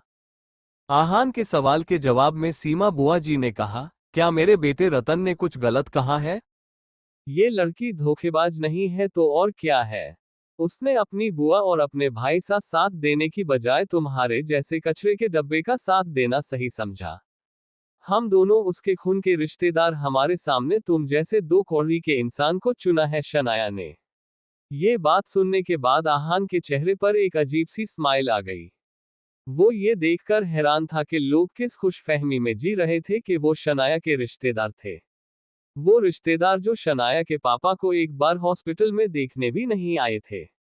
लेकिन शनाया के सामने कोई आहान को 2 कौड़ी का इंसान कैसे कह सकता था? शनाया ने आहान की तरफदारी करते हुए कहा, वो पति है मेरा, अपना मुंह संभाल कर बात कीजिए, और आप मेरी रिश्तेदार कब से हो गई? खून के रिश्तों से अगर दुनिया चलने लगती तो आप जैसे लोगों को अपने ही परिवार में चैप्टर 26 शनाया के सामने कोई आहान को 2 कौड़ी का इंसान कैसे कह सकता था? शनाया ने आहान की तरफदारी करते हुए कहा, वो पति है मेरा, अपना मुंह संभाल कर बात कीजिए, और आप मेरी रिश्तेदार कब से हो गई? खून के रिश्तों से अगर दुनिया चलने लगती तो आप जैसे लोगों को अपने ही परिवार में चोरी करने की जरूरत ना पड़ती। इस पॉइंट पर शनाया अपनी नई कार से नीचे उतरकर सीमा बुआ जी के सामने आकर खड़ी हो गई। शनाया की बात सुनने के बाद सीमा बुआ जी का चेहरा जम गया। उन्होंने शनाया से कहा, शनाया, तुम ऐसा कैसे कह सकती हो? तुम इतनी मुंहफट कैसे हो गई? क्या तुम्हारा ये निकम्मा घर जमाई पति तुम्हें बड़ों के मुंह लगना सिखा रहा है? शनाया, इससे पहले कि तुम अपने सारे संस्कार और परवरिश छोड़ दो, अपने इस नकारे पति को ही छोड़ दो। अब शनाया का पेशेंस जवाब दे गया और उसने सीमा बुआ जी से कहा, संस्कार तो चोरी करने में भी नहीं नजर आते। अब सीमा बुआ जी का गुस्सा 7वें आसमान पर पहुंच गया था। उन्होंने अपने बेटे रतन की तरफ देखकर कहा, रतन, लगता है कि यामिनी भाभी ने अपनी बेटी को कुछ भी नहीं सिखाया है, लेकिन कोई बात नहीं, अगर उसकी माँ ने कुछ नहीं किया तो उसकी बुआ जी उसे अच्छा बर्ताव सिखाएगी। रतन, बेटा जाओ और इस नालायक लड़की को मेरी तरफ से 2-3 थप्पड़े लगा दो। अपनी माँ की बात मानते हुए रतन शनाया की तरफ बढ़ने लगा। उसने अपना दाहिना हाथ हवा में उठाया। रतन शनाया को थप्पड़ मारने वाला था कि शनाया ने डर के मारे अपनी आंखें बंद कर ली। अगले ही पल एक जोर की आवाज आई। इस आवाज को सुनकर कोई भी बता सकता था कि किसी ने एक जोर की थप्पड़ मारी थी, मगर शनाया को एहसास हुआ कि ये थप्पड़ उसके मुंह पर तो नहीं पड़ा था। जब उसने क्यूरियोसिटी से अपनी आंखें खोली तो शनाया को एक जानी पहचानी सी ब्रॉड पीठ दिखी। ये पीठ आहान की थी। शनाया आहान का हाथ पकड़कर उसे देखने लगी, मगर आहान हमेशा की तरह नॉर्मल लग रहा था। ये थप्पड़ आहान को नहीं बल्कि रतन को पड़ा था। शनाया ने जब सामने खड़े रतन को देखा तो वो हैरान रह गई। हट्टा कट्टा रतन इस वक्त अपना दंदना रहा कान पकड़कर खड़ा था और उसका गाल लाल हो गया था। ये देखकर शनाया को अपने आंखों पर यकीन ही नहीं हो रहा था। सीमा बुआ जी भागकर रतन के पास गई और उसे कंफर्ट करने लगी। कुछ देर तक तो रतन कुछ सुन ही नहीं पा रहा घर। सीमा बुआ जी को एक ही वक्त पर आहान पर बहुत गुस्सा भी आ रहा था और अपने बेटे रतन के लिए बुरा भी लग रहा था। उन्होंने अपने बेटे की ऐसी हालत को देखकर मन ही मन में कहा, एकदम से इस कचरे के डब्बे में इतना कॉन्फिडेंस और इतनी हिम्मत कहाँ से आ गई? सीमा बुआ जी ने फिर आहान को घूर कर देखा और उससे कहा, आहान, तुमने मेरे बेटे को हाथ लगाने की हिम्मत कैसे की? मगर इससे पहले कि आहान या शनाया कुछ कह पाते, रतन ने अपने कान से हाथ हटाया और अपने दूसरे हाथ में पकड़े हुए रॉड को ऊपर उठा लिया। रतन की आंखें गुस्से से लाल हो गई थी। वो बड़े बड़े कदमों के साथ आहान की तरफ बढ़ गया। शनाया ने जब ये देखा तो डर के मारे उसकी आंखें खुली की खुली रह गई। लेकिन शनाया ने अपना प्रेजेंस ऑफ माइंड इस्तेमाल किया और आहान का हाथ पकड़कर उसे पीछे खींचने लगी। वो अपने हस्बैंड को चोट पहुंचते हुए नहीं देखना चाहती थी। पीछे हटने की बजाय आहान ने 2 कदम आगे बढ़ा दिए थे। रतन ने बहुत जोर से उस लोहे के रॉड से आहान के सर की तरफ अटैक किया। इतना जोर का वार होने के बावजूद भी आहान ने एक ही हाथ से उस लोहे के रॉड को पकड़ लिया। ये देखकर रतन ने अपना दूसरा हाथ भी ऊपर उठाया और लोहे के रॉड को प्रेशर से आहान पर हावी करने की कोशिश करने लगा। लेकिन वो ना खुद हिल पा रहा था और ना ही उस लोहे के रॉड को हिला पा रहा था। आहान एक स्लिम लड़का था, मगर असल में आहान के अंदर इतनी ताकत थी कि वो अकेला ही 15 से 20 लोगों को मार गिरा सकता था। दूसरी तरफ रतन अपना जोर लगाने की नाकाम कोशिश कर रहा था। आखिर में तो उसका पूरा चेहरा लाल हो गया और सारी नसें नजर आने लगी। उस ही पल आहान के चेहरे पर एक बेरहम सी मुस्कान थी। आहान ने थोड़ी सी ताकत का इस्तेमाल किया और रतन के हाथ से उस लोहे के रॉड को छीन लिया। वो लोहे का रॉड आहान के हाथ में जाते ही ताकतवर रतन का कॉन्फिडेंस मिट्टी में मिल गया। आहान को इस ही मौके की तलाश थी। आहान ने उसका हाथ मोड़कर हल्के से जोर से रतन को जमीन पर गिरा दिया। अब रतन पूरी तरह आहान के कंट्रोल में था। शनाया खुद ऐसा महसूस कर रही थी जैसे किसी एक्शन फिल्म का फाइटिंग सीक्वेंस देख रही थी। शनाया ने आहान की तरफ देखते हुए मन ही मन में कहा, आहान के पास ये सारी ट्रिक्स कहाँ से आ गई? क्या उसे इतने अच्छे से मारपीट करना भी आता है? पिछले 3 साल से मैं आहान को एक ऑर्डिनरी लड़का समझ रही थी। भले ही वो बहुत कमजोर नहीं था मगर आहान बहुत स्ट्रॉन्ग भी नहीं लगता। क्या इतने समय से आहान अपने इस स्किल को मुझसे छिपा रहा था? दूसरी तरफ जमीन पर लेटे हुए रतन को ऐसा महसूस हो रहा था जैसे उसकी रीढ़ की हड्डियां एक एक करके अपने आप टूट रही थी। तभी सीमा बुआ जी ने कुछ सोचा और अपने बेटे को आहान से बचाने के लिए शोर मचाने लगी। कोई बचाओ हमें इस आहान से, हमारी जान बचाओ। ये बेरहम इंसान हम पर जुल्म कर रहा है, क्या कोई है? हमारी मदद करो। अब जबकि सीमा बुआ जी का बेटा आहान की बराबरी नहीं कर पा रहा था तो उन्हें कुछ न कुछ तो करना ही था। इसलिए सीमा बुआ जी ने बेचारी बनने का नाटक शुरू कर दिया। वैसे भी बीच सड़क पर तो बहुत से लोग होते हैं और इंडिया में लोगों को अगर अच्छा खासा तमाशा देखने मिल रहा था तो वो ये बिना टिकट का शो बिल्कुल भी मिस नहीं करते, भले ही उनका कोई जरूरी काम क्यों ना हो। मगर दूसरों के मामले में दखल अंदाजी किए बिना उन्हें मजा नहीं आता और ऐसे ही लोग सीमा बुआ जी की आवाजें सुनकर वहां जमा हो गए और उनके लिए बुरा भी महसूस करने लगे।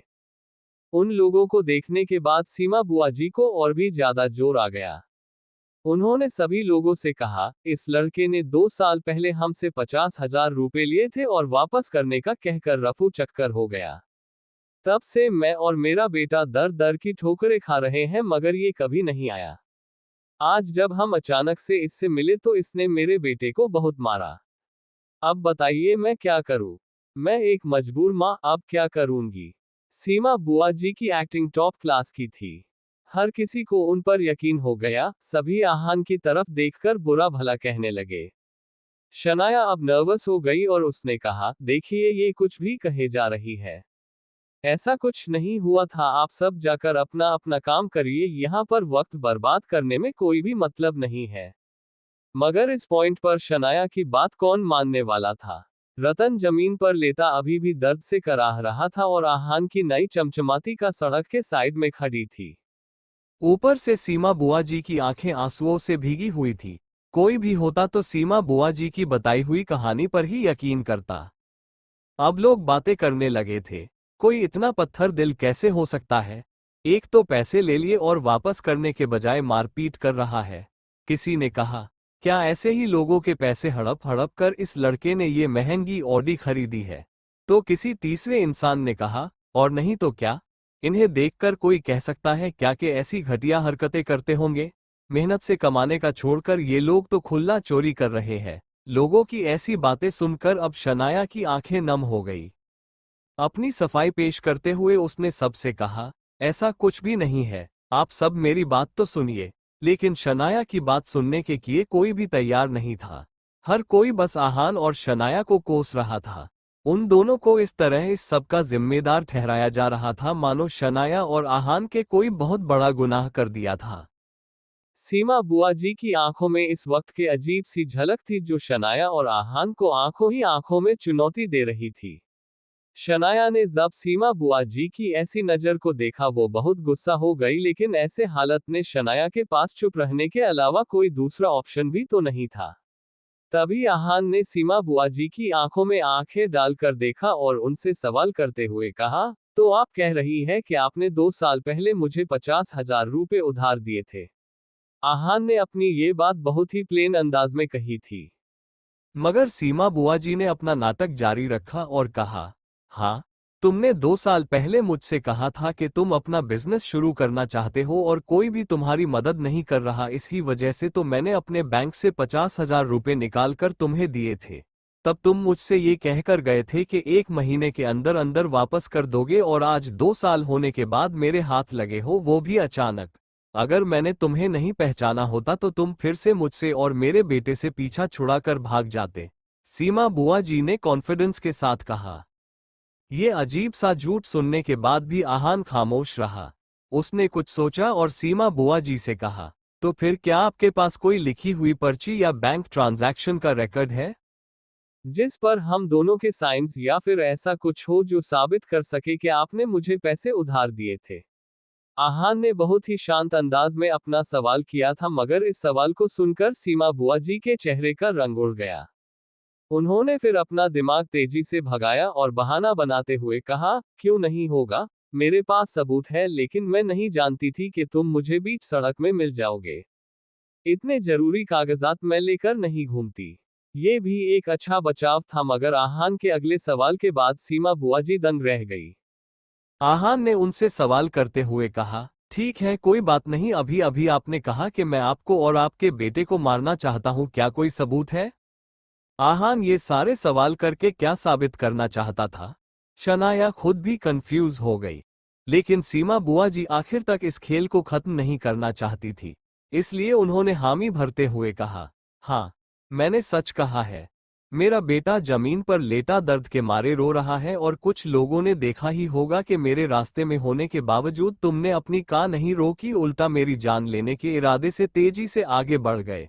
सीमा बुआ जी की बात पर भीड़ में से कुछ लोगों ने हामी भी भर दी।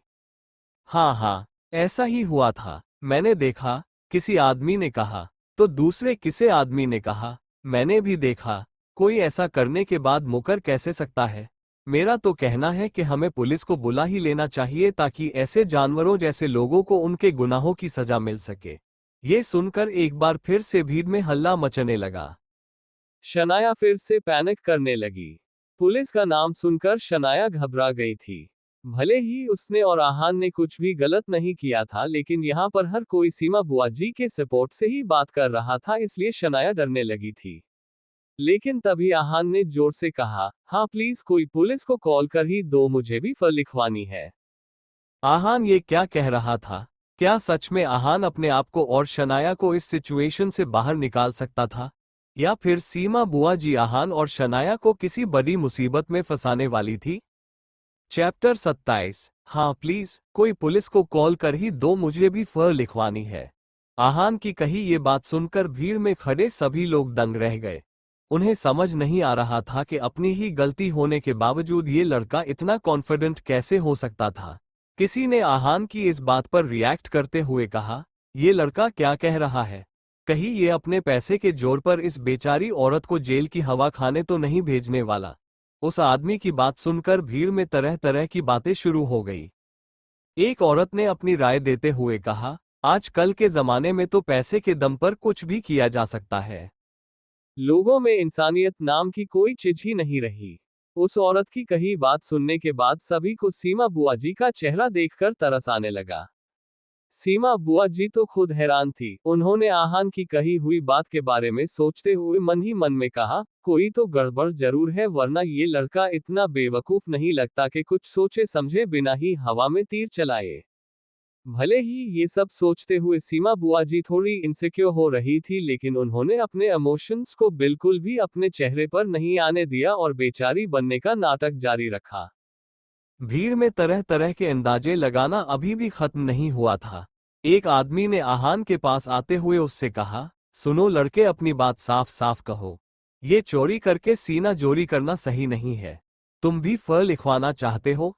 इसका क्या मतलब है? अब जबकि उस आदमी ने आहान से ये सवाल कर ही लिया था, तो भीड़ में एकदम से सन्नाटा छा गया। सभी जानना चाहते थे कि असल बात क्या थी। आहान ने बहुत ही काम अंदाज में अपनी बात कहनी शुरू की। मैं अपनी बात एक ही बार कहूंगा। ये मैडम जो इस बात का दावा कर रही है कि मैंने इन्हें मारने की कोशिश की है, झूठ कह रही है, और ये बात साबित करने के लिए मेरे पास सबूत भी है। मेरी कार में रिकॉर्डर है और ऑडियो और वीडियो के साथ सब कुछ रिकॉर्ड कर लेता है। कार रिकॉर्डर का नाम सुनकर सीमा बुआ जी के चेहरे का रंग ही बदल गया। भीड़ में से हर कोई अब सीमा बुआ जी की तरफ शक भारी नजर से देख रहा था। आहान ने अपनी बात को आगे बढ़ाते हुए कहा, मैं बेगुनाह हूँ, ये बात मैं साबित कर सकता हूँ, और ये मैडम मुझे और मेरे बीवी को बिना वजह परेशान कर रही है। ना ही सिर्फ इन्होंने मेरा वक्त बर्बाद किया है, मेरी बदनामी करने की भी कोशिश की है, इसलिए मैं इनके खिलाफ शिकायत दर्ज कराना चाहता हूँ। इस पॉइंट पर सभी लोगों को अपने जजमेंट पर शर्म आने लगी। लोगों को इस बात पर यकीन नहीं हो रहा था कि इस मिडिल एजेड औरत ने थोड़ी सी नौटंकी करके उन्हें अपनी बातों में फंसा लिया था। अब तो सीमा बुआ जी के चेहरे के एक्सप्रेशंस ब्लैंक हो गए थे। आहान ने फिर सीमा बुआ जी तरफ अपने कदम बढ़ा दिए और उनसे सवाल करते हुए कहा, आपका कहना है कि मैंने आपसे 50,000 रुपए उधार लिए थे और मैं पैसे वापस लौटाए बिना फरार हो गया, है ना? आहान एक आखिरी बार सीमा बुआ जी से इस बात को कंफर्म करना चाहता था, लेकिन अब सीमा बुआ जी बोलती हूँ बंद हो गई थी। उन्होंने आहान से नजरें चुराते हुए कहा, मैं। आहान ने सीमा बुआ जी से कहा, अगर ये सच है तो पुलिस को बुला ही लेते हैं। वो ही पता कर लेंगे कि कौन किस से पैसे चुराकर भाग गया था। आहान की बात के पीछे का असली मतलब उसके शनाया के और सीमा बुआ जी के अलावा कोई और नहीं जानता था। सीमा बुआ जी को लगा कि अब उसकी चोरी पकड़ी जाने वाली थी, इसलिए उन्होंने बहाना बनाते हुए कहा, वो क्या है ना, अभी मुझे घर पर थोड़ा काम है, मैं अभी निकलती हूँ। ये कहकर सीमा बुआ जी रतन के पास गई और उसे सहारा देकर खड़ा होने में मदद की। रतन, जल्दी खड़े हो जाओ, अब हमें यहाँ से निकलना होगा, वरना मुझे डर है कि भीड़ में खड़े ये सारे लोग भी हमारी पिटाई ना लगा दे। एक बार की ये जिल्लत तो फिर भी चल जाएगी, लेकिन अगर मामला पुलिस तक पहुंच गया तो बात कुछ ज्यादा ही बिगड़ जाएगी। उठो, जल्दी करो, सीमा बुआ जी से फुसफुसाते हुए अपने बेटे से कहा। अगले ही पल दोनों माँ बेटे ऐसे भागने लगे। सारे लोग भी अब अपनी नजरें झुकाकर अपने अपने रास्ते चले गए। आखिरकार ये सारा मामला आहान ने खत्म कर दिया था। उसने सबको जाते हुए देखकर एक छुटकारे की सांस ली और पीछे मुड़ा। पीछे पलटते ही आहान की नजरें शनाया से मिली। आहान ने देखा कि शनाया हैरान नजरों से आहान की तरफ देख रही थी और वो आहान को ऐसे देख रही थी जैसे इस कॉन्फिडेंट और चार्मिंग लड़के को पहली बार देख रही थी। शनाया के ऐसे एक्सप्रेशंस को देखकर आहान मुस्कुराने लगा। उसने अपनी एब्सेंट माइंडेड बीवी का हाथ पकड़ा और उसे अपने साथ कार की तरफ ले गया। शनाया को कार में बिठाने के बाद आहान भी ड्राइवर्स सीट पर जाकर बैठ गया। जैसे ही आहान कुछ दूर तक ड्राइव करके आगे चला गया, शनाया ने उससे सवाल करते हुए कहा, आहान, कार में रिकॉर्डर कैसे आ गया? शनाया के सवाल को सुनकर आहान ने बहुत ही क्यूट फेस बना दिया और अपनी क्यूरियस वाइफ के सवाल का जवाब देते हुए कहा, वो कार में कोई रिकॉर्डर नहीं है। क्या बिना किसी सबूत के आहान ने ऐसे अपनी बातों से सीमा बुआ जी के छक्के छुड़ा दिए थे। इतना ही नहीं, लोगों ने भी बिना कोई सबूत देखे आहान पर यकीन कर लिया था। क्या आहान पहले से ही इतना चार्मिंग और स्मार्ट था? शनाया पिछले कुछ दिनों से आहान के अलग अलग कलर शेड्स देख रही थी जो उसने पहले कभी नहीं देखे थे। शनाया ने आहान की तरफ देखते हुए मन ही मन में कहा, क्या ऐसा कोई प्रॉब्लम नहीं है जो मेरा हैंडसम हस्बैंड सॉल्व नहीं कर सकता? जब शनाया मन ही मन में आहान की तारीफों के पुल बांध रही थी, आहान ने उसकी नजरों को अपने ऊपर महसूस किया। उसे शनाया से फ्लर्टी अंदाज में सवाल करते हुए कहा, शनाया, क्या आप ये सोच रही हैं कि आपका हस्बैंड बहुत हैंडसम है? इस सवाल को सुनते ही शनाया दंग रही गई। क्या अब आहान शनाया के दिल में चल रही बातें भी सुन सकता था? शनाया ने अपना मुंह बना लिया और आहान से बोली, ऐसा कुछ नहीं है। मैं तो ये सोच रही थी कि मुझे तुमसे बचकर रहने की जरूरत है। क्या पता कब मुझे भी ऐसे ही कंट्रोल करने लग जाओ। शनाया ने तो अपनी बात ऐसे ही कह दी थी, मगर जब उसने इस बात पर आहान का जवाब सुना, वो बेचारी शर्म के मारे लाल गुलाबी हो गई। आहान ने कहा, आप उस बारे में परेशान मत होइए। मैं आपको कैसे कंट्रोल कर सकता हूँ? मैं तो खुद ही आपके कंट्रोल में हूँ। क्या आहान शनाया के साथ फ्लर्ट कर रहा था या सच बता रहा था? इस बात को सोचकर शनाया कंफ्यूज हो गई। मगर एक बात पक्की थी, इस बात को सुनने के बाद शनाया को बहुत अलग तरह की खुशी हो रही थी। दूसरी तरफ भीड़ और शनाया और आहान से भागने के बाद सीमा बुआ जी और रतन एक बस स्टॉप पर आकर बैठ गए। दोनों की सांसें भागने के वजह से फूल गई थी। वो निकम्मा आहान हाथापाई में इतना एक्सपर्ट कैसे हो गया? उसे देखकर तो ऐसा लगता है कि यामिनी भाभी उसे खाना भी नहीं देती होंगी, लेकिन ऐसा होने के बावजूद भी तुम तक उसके सामने सामने नहीं टिक पाए। ऐसा कैसे हो सकता है? सीमा बुआ जी कंफ्यूज हो गई थी। वो अपने बेटे को अच्छे से जानती थी। अगर आहान उसे हरा सकता था तो वो बहुत स्ट्रांग था। अपनी माँ के सवाल को सुनकर रतन भी परेशान लगने लगा। उसने जवाब देते हुए कहा, पता नहीं माँ, मैं खुद भी इस बारे में कुछ नहीं जानता, मगर एक बात है जो मैं कह सकता हूँ, आहान ने अपनी पूरी ताकत का भी इस्तेमाल नहीं किया था। ये सुन के सीमा बुआ जी शॉक्ड हो गई। आहान जैसे दुबले पतले लड़के में और कितनी ताकत हो सकती थी, ये सोचकर ही सीमा बुआ जी घबरा गई। उन्होंने रतन से कहा, अच्छा है हमने उसे ज्यादा परेशान नहीं किया। आगे से इस बात का ध्यान रखते हैं कि उस निकम्मे आहान से दूरी बनाए रखे। उनकी इस बात से रतन बिल्कुल भी अग्री नहीं करता था। उसने मना करते हुए कहा, नहीं माँ, ऐसा कैसे हो सकता है? अगर बाहर किसी को पता चला कि मैं पिट के आया हूं तो मेरी क्या ही इज्जत रह जाएगी। नहीं, मैंने फैसला कर लिया है, अपने दोस्तों के साथ मिलकर मैं उस आहान की हड्डी पसली एक कर दूंगा। भले ही वो बहुत स्ट्रांग होगा, लेकिन ज्यादा लोगों के सामने टिक नहीं पाएगा। आखिरकार मैं ऐसे हार मानने वाले लोगों में से नहीं हूं। सीमा बुआ जी अपने बेटे की बात समझ रही थी। अब उन्हें भी इस बात का एहसास हो गया कि वो भी अपनी बेइज्जती भूल नहीं सकती थी। उन्होंने अपने बेटे रतन से कहा, तुमने सही कहा बेटा, तुम जब चाहे उसे मार सकते हो, लेकिन उससे पहले हमें आहान से कुछ पैसे कमाने हैं। अपनी माँ की कही ये बात सुनकर रतन ने सवाल करते हुए कहा, माँ ये सब कैसे होगा? इस पॉइंट पर सीमा बुआ जी की आंखें लालच से भर गई थी। उन्होंने देखा था कि आहान और शनाया जिस ऑडी कार में बैठे थे वो कोई मामूली कार नहीं, 25 लाख रुपयों की कार थी। इसका मतलब साफ था, उन लोगों के पास बहुत पैसा था। सीमा बुआ जी ने अपना दिमाग चलाया और रतन के सवाल का जवाब देते हुए कहा, हम अभी के अभी तुम्हारे शेखर मामा के घर पर चलते हैं। जितना मैं शेखर भैया को जानती हूँ वो तो आहान से कुछ नहीं कहेंगे, लेकिन यामिनी भाभी वो आहान को बिल्कुल पसंद नहीं करती। हम जाकर उनसे ही आहान की शिकायत लगाएंगे। तुम अपने चोटों के निशान दिखा दोगे तो भाभी को यकीन भी हो जाएगा और हमें कुछ पैसे भी मिल जाएंगे। रतन ने जब अपनी माँ का दिया हुआ ये आइडिया सुना वो सैटिस्फाइड लगने लगा, लेकिन उसने फिर भी कहा, क्या आहान यामिनी मामी की बात मान जाएगा? इस सवाल को सुनकर सीमा बुआ जी जोर जोर से हंसने लगे। रतन पहले कुछ समझ नहीं पाया, तो फिर रतन ने अपनी माँ से एक बार फिर से सवाल किया।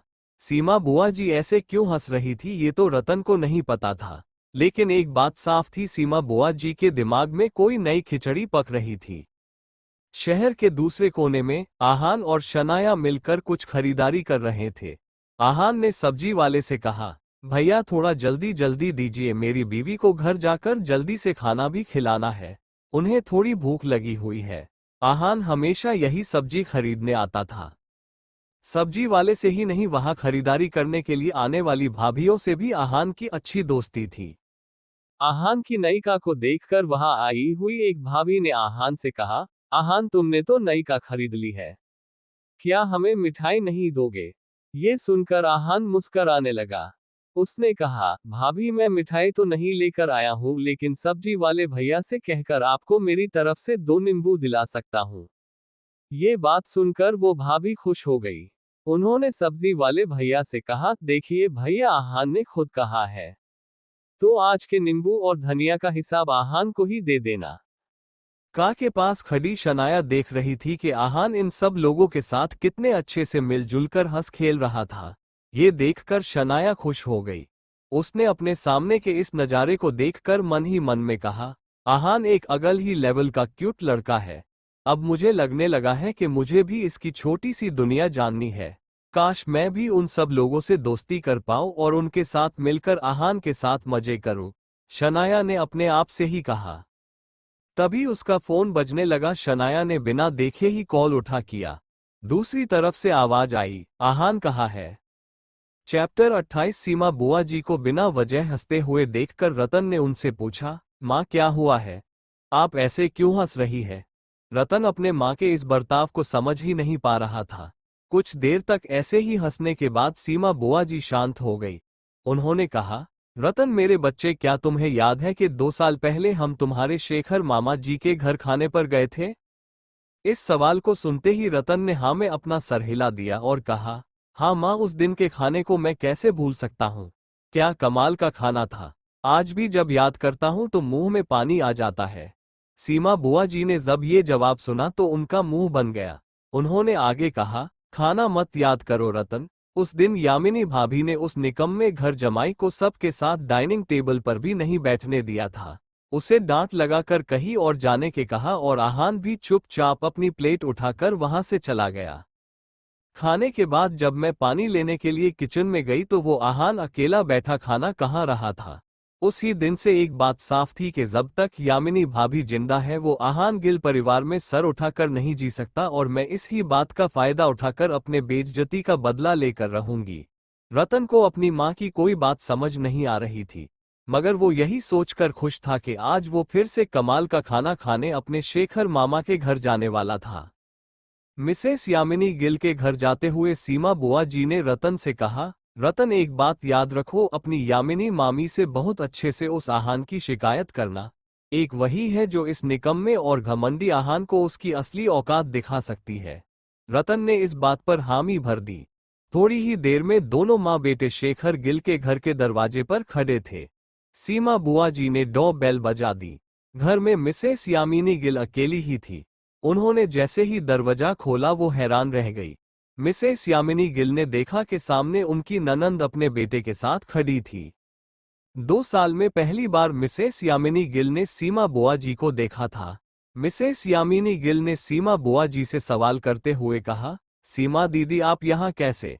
शेखर गिल के एक्सीडेंट की बात सभी रिश्तेदारों को पता थी, मगर फिर भी किसी ने शेखर गिल की तबीयत पूछने की फॉर्मेलिटी तक नहीं की थी और सीमा बुआ जी भी उन सब में से ही एक थी। मगर सीमा बुआ जी को किसी से क्या फर्क पड़ रहा था, जब तक बात उनके मतलब की और पैसे की थी वो कहीं पर भी बखेड़ा खड़ा करने के लिए जा सकती थी।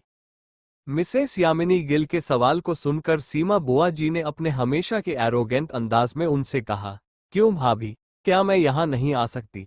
अपनी बात कहने में बाद सीमा बुआ जी ने मिसेस यामिनी गिल के जवाब का कोई इंतजार नहीं किया और अपने बेटे के साथ सीधे घर के अंदर चली गई। सीमा बुआ जी और रतन आराम से सोफे पर बैठ गए। अगले ही पल सीमा बुआ जी ने मिसेस यामिनी गिल की तरफ देखकर उनसे कहा, भाभी आपका निकम्मा दामाद कहाँ है? उस बेशरम को बाहर आने के लिए कहिए। मिसेस यामिनी गिल इस सवाल को सुनकर कंफ्यूज हो गई। उन्होंने सीमा बुआ जी से सवाल करते हुए कहा, सीमा दीदी क्या हुआ है? आप आहान को क्यों ढूंढ रही है? सीमा बुआ जी ने ये सवाल सुना तो वो गुस्सा हो गई। उन्होंने अपनी भाभी से नाराज हो लगते हुए कहा, भाभी आपको क्या हो गया है? आप मुझे इतने सवाल क्यों पूछ रही है? एक बार उस आहान को बाहर बुला दीजिए, आपको भी पता चल जाएगा कि क्या हुआ है।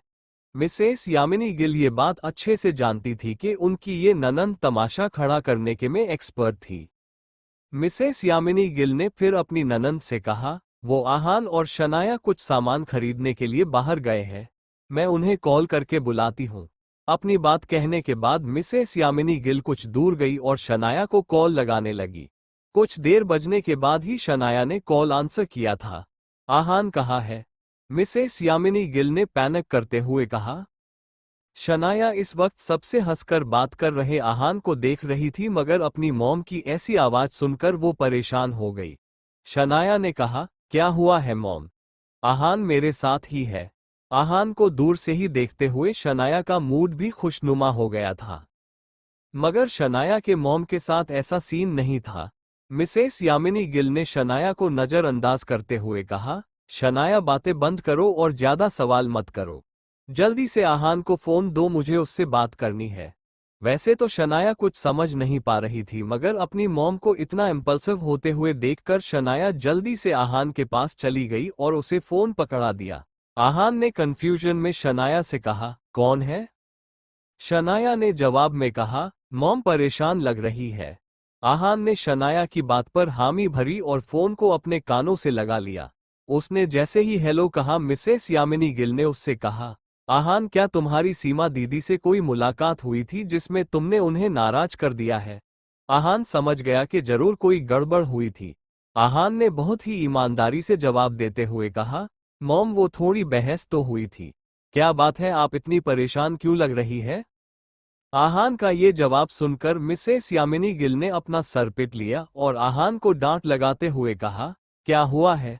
वो अपने बेटे के साथ घर आई है, अभी के अभी घर आओ और ये फैला हुआ रायता साफ करो। अपनी बात कहने के बाद मिसेस यामिनी गिल ने कॉल काट दी। शनाया आहान के तरफ क्यूरियस होकर देख रही थी। जैसे ही आहान ने कॉल रख दिया, शनाया ने उससे कहा, क्या हुआ है आहान? क्या घर पर कोई प्रॉब्लम हुई है? आहान ने शनाया से जवाब में कहा, प्रॉब्लम हुई नहीं है, आई है। सीमा बुआ जी और रतन घर पर आए हुए हैं। उन दोनों का नाम सुनकर शनाया के माथे पर शिकन आ गई। शनाया ने परेशान होकर कहा, पता नहीं मैंने क्या सोचकर सुबह उनसे जान पहचान दिखाई। पहले ही नजरअंदाज कर दिया होता तो शायद इतना बड़ा इशू ना बनता। आहान ने जब अपनी वाइफ को वरीड होते हुए देखा तो वो शनाया के बाल सहलाने लगा। उसने फिर शनाया से कहा, आप टेंशन मत लीजिए शनाया, मैं सब ठीक कर दूंगा। चलिए घर चलकर इस प्रॉब्लम को सॉल्व करते हैं। कुछ देर के बाद आहान और शनाया घर पहुंच गए। सीमा बुआ जी और रतन बड़े ही आराम से पैर फैलाकर बैठे हुए थे और इस तरह पल खा रहे थे मानो अपने खुद के घर में बैठे हुए हो। जैसे ही मिसेस यामिनी गिल ने देखा कि उनकी बेटी और दामाद घर लौट आए थे तो उनकी जान में जान आई। मिसेस यामिनी गिल ने फिर सीमा बुआ जी से कहा, अब बताइए सीमा दीदी, आहान ने आपको कैसे परेशान किया है? सीमा बुआ जी और रतन ने पलटकर आहान और शनाया की तरफ देखा। शनाया ने अपनी मॉम से कहा, मॉम आपको सीमा बुआ जी की किसी भी बात पर यकीन करने की कोई जरूरत नहीं है। ये बहुत बड़ी झूठी है, एक तो शुरुआत इन्होंने ही की थी। सीमा बुआ जी खुद हमारी का के सामने आई थी। गलती इनकी ही थी और बजाय इसके कि सीमा बुआ जी अपनी गलती मानती, इन्होंने सड़क के बीचों बीच तमाशा करना शुरू कर दिया। शनाया इस पॉइंट पर बहुत ज्यादा गुस्सा हो गई थी। कुछ देर पहले शनाया ने अपनी आंखों से देखा था कि सीमा बुआ जी कितनी चालाक थी। इसलिए शनाया इस बात की कोशिश कर रही थी कि बात बिगड़ने से पहले ही वो आहान की बेगुनाही साबित कर दे। मिसेस यामिनी गिल कुछ भी समझ नहीं पा रही थी। शनाया ने अपनी बात को इतनी जल्दबाजी में कहा था कि मिसेस यामिनी गिल का कंफ्यूजन सॉल्व होने के बजाय बढ़ गया। दूसरी तरफ जब आहान ने देखा कि उसे बचाने के लिए शनाया इतनी पैनिक कर रही थी तो उसके दिल में नरमी छा गई। आहान ने कभी इस बात की उम्मीद नहीं की थी कि एक दिन शनाया उसके लिए अपनी मॉम के सामने भी इतना बोलेगी। जब सीमा बुआ जी ने देखा कि उनकी भतीजी ही उनके खिलाफ बोल रही थी तो वो पहले से ज्यादा नाराज लगने लगी। सीमा बुआ जी ने शनाया से कहा, बेवकूफ लड़की, ये तुम क्या कह रही हो? क्या मैं जानबूझकर अपनी ही जान को खतरे में डाल सकती थी क्या? मुझे थोड़ा चक्कर आ गया था इसलिए मैं गिर गई, लेकिन ये निकम्मा घर जमाए आहान ने जानबूझकर मुझ पर अपनी का चढ़ाने की कोशिश की। सीमा बुआ जी ने इस तरह कहा मानो इस दुनिया की सबसे बड़ी ज्यादती तो उन पर ही हुई थी। बाकी सब तो अपनी जगह ठीक था, लेकिन सीमा बुआ जी को आहान से इस एक्सीडेंट के बदले में कुछ पैसे तो लेने ही थे, वरना वो खुद यहाँ आने के बारे में कभी भी नहीं सोचती। मिसेस यामिनी गिल ने जब अपनी ननंद करे कही ये बात सुनी तो वो दंग रह गई। उन्होंने हैरानी से सवाल करते हुए कहा, क्या आहान ने आप पर का चढ़ाने की कोशिश की? मिसेस यामिनी गिल को ये मामला बिल्कुल भी समझ नहीं आ रहा था। उन्होंने आहान और सीमा बुआ जी की तरफ बारी बारी से देखते हुए मन ही मन में कहा, सीमा दीदी ये क्या कह रही है? आहान के पास कौन सी कार है? वो तो अपनी फटीचर सस्ती बाइक चलाता है और आहान इतना बेवकूफ नहीं है किसी की भी जान लेने की कोशिश करेगा। है भगवान, मेरी तो समझ ही नहीं आ रहा कि क्या हो रहा है। जब मिसेस यामिनी गिल इस ही बारे में सोच रही थी, सीमा बुआ जी ने कहा, और नहीं तो क्या भाभी? क्या आपको लगता है कि मैं झूठ बोल रही हूँ? लगता है कि आपका ये निकम्मा घर जमाई बहुत कमाने लगा है। नहीं नहीं, वो कैसे पैसे कमा सकता है? शायद भाभी आपने ही उसे कुछ ज्यादा पैसे दे रखे हैं, तभी तो 25 लाख की ऑडी में घूम रहा है। वैसे कोई किसी भी कार में घूमे मुझे कोई फर्क नहीं पड़ता, मैं भला किसी से क्यों जलने लगी। मगर आपके नासमझ और घमंडी दामाद आहान ने अपनी उस महंगी ऑडी कार से मेरी जान लेने की कोशिश की है और मैं ये चुपचाप रहकर नहीं सहूंगी। सीमा बुआ जी ये क्या कह रही थी? मिसेस यामिनी गिल ने आहान को पैसे ही कब दिए थे? आहान खुद ही अपनी सारी सैलरी उन्हें देता था और 25 लाख की ऑडी कहां से आ गई थी? आहान ने इतने पैसे जिंदगी में कभी भी नहीं थे तो वो ऑडी जैसी कार कैसे खरीद सकता था? कुछ तो गड़बड़ थी। अब मिसेस यामिनी गिल को भी गुस्सा आना शुरू हो गया। उनके चेहरे का रंग काला पड़ने लगा। चाहे जो भी हो जाए, मिसेस यामिनी गिल इस मामले को सही से जानना चाहती थी। मिसेस यामिनी गिल ने एक गहरी सांस लेके अपने आप को शांत करने की नाकाम कोशिश की। फिर उन्होंने धीट अंदाज से आहान को घूर रही सीमा बुआ जी की तरफ देखा और उनसे सवाल करते हुए कहा, सीमा दीदी, क्या आपने सच में आहान को ऑडी की कार से बाहर आते हुए देखा? मतलब पक्का आपको कोई गलत फहमी नहीं हुई है? अपनी यामिनी भाभी के इस सवाल को सुनकर सीमा बुआ जी दंग रह गई। उन्होंने ही मिसेस यामिनी गिल से उल्टा सवाल करते हुए कहा, क्या आपको भी इस बारे में नहीं पता था भाभी? अब शनाया नर्वस होने लगी। उसने कल विक्की भाई ने जो पैसे भेजे थे उस सब के बारे में मिसेस यामिनी गिल से कुछ भी नहीं कहा था। शनाया ने आहान की तरफ देखकर मन ही मन में कहा, मैं जानती थी कि अगर मॉम को का पता चलता तो वो बहुत गुस्सा हो जाती और मुझे आहान के लिए का नहीं खरीदने देती। इसी वजह से मैं का वाली बात को कुछ दिन तक मेरे और आहान में ही रखना चाहती थी। पता नहीं अब जब मॉम को पता चल गया है तो वो कैसे रिएक्ट करेगी। चैप्टर 29। अब मिसेस यामिनी गिल को गुस्सा गया। वो सीधे जाकर आहान के सामने खड़ी हो गई और अपने दामाद से कहा, आहान, ये सब क्या चल रहा है? तुम्हारे पास ऑडी जैसे महंगी मतलब 25 लाख रुपयों की कार कहाँ से आई?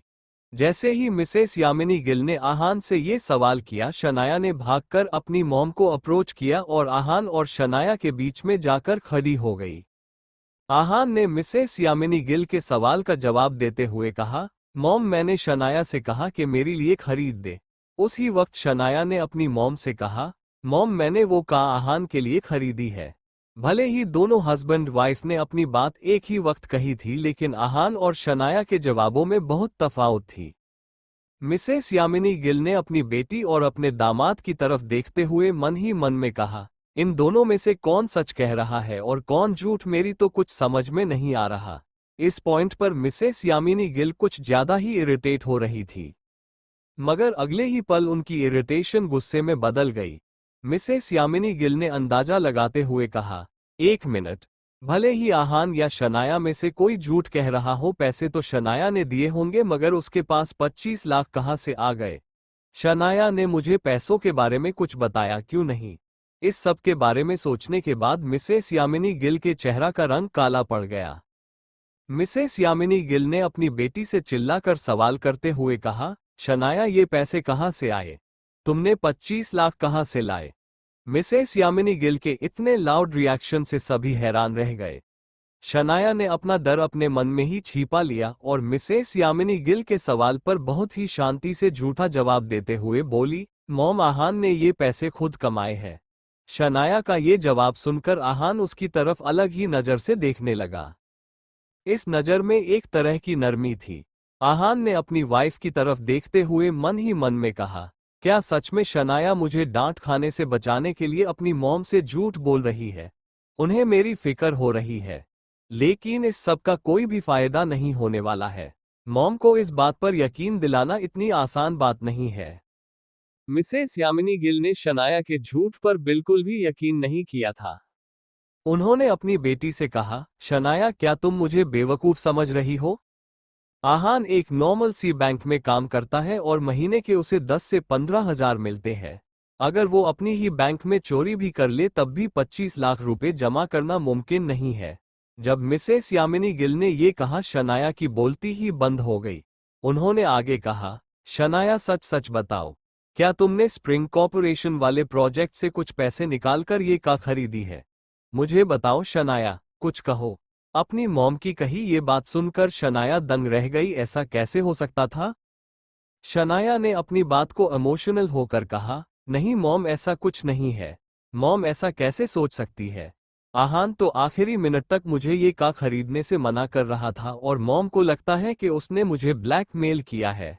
शनाया ने मन ही मन में कहा। मिसेस यामिनी गिल भी इस वक्त आहान के बारे में ही सोच रही थी।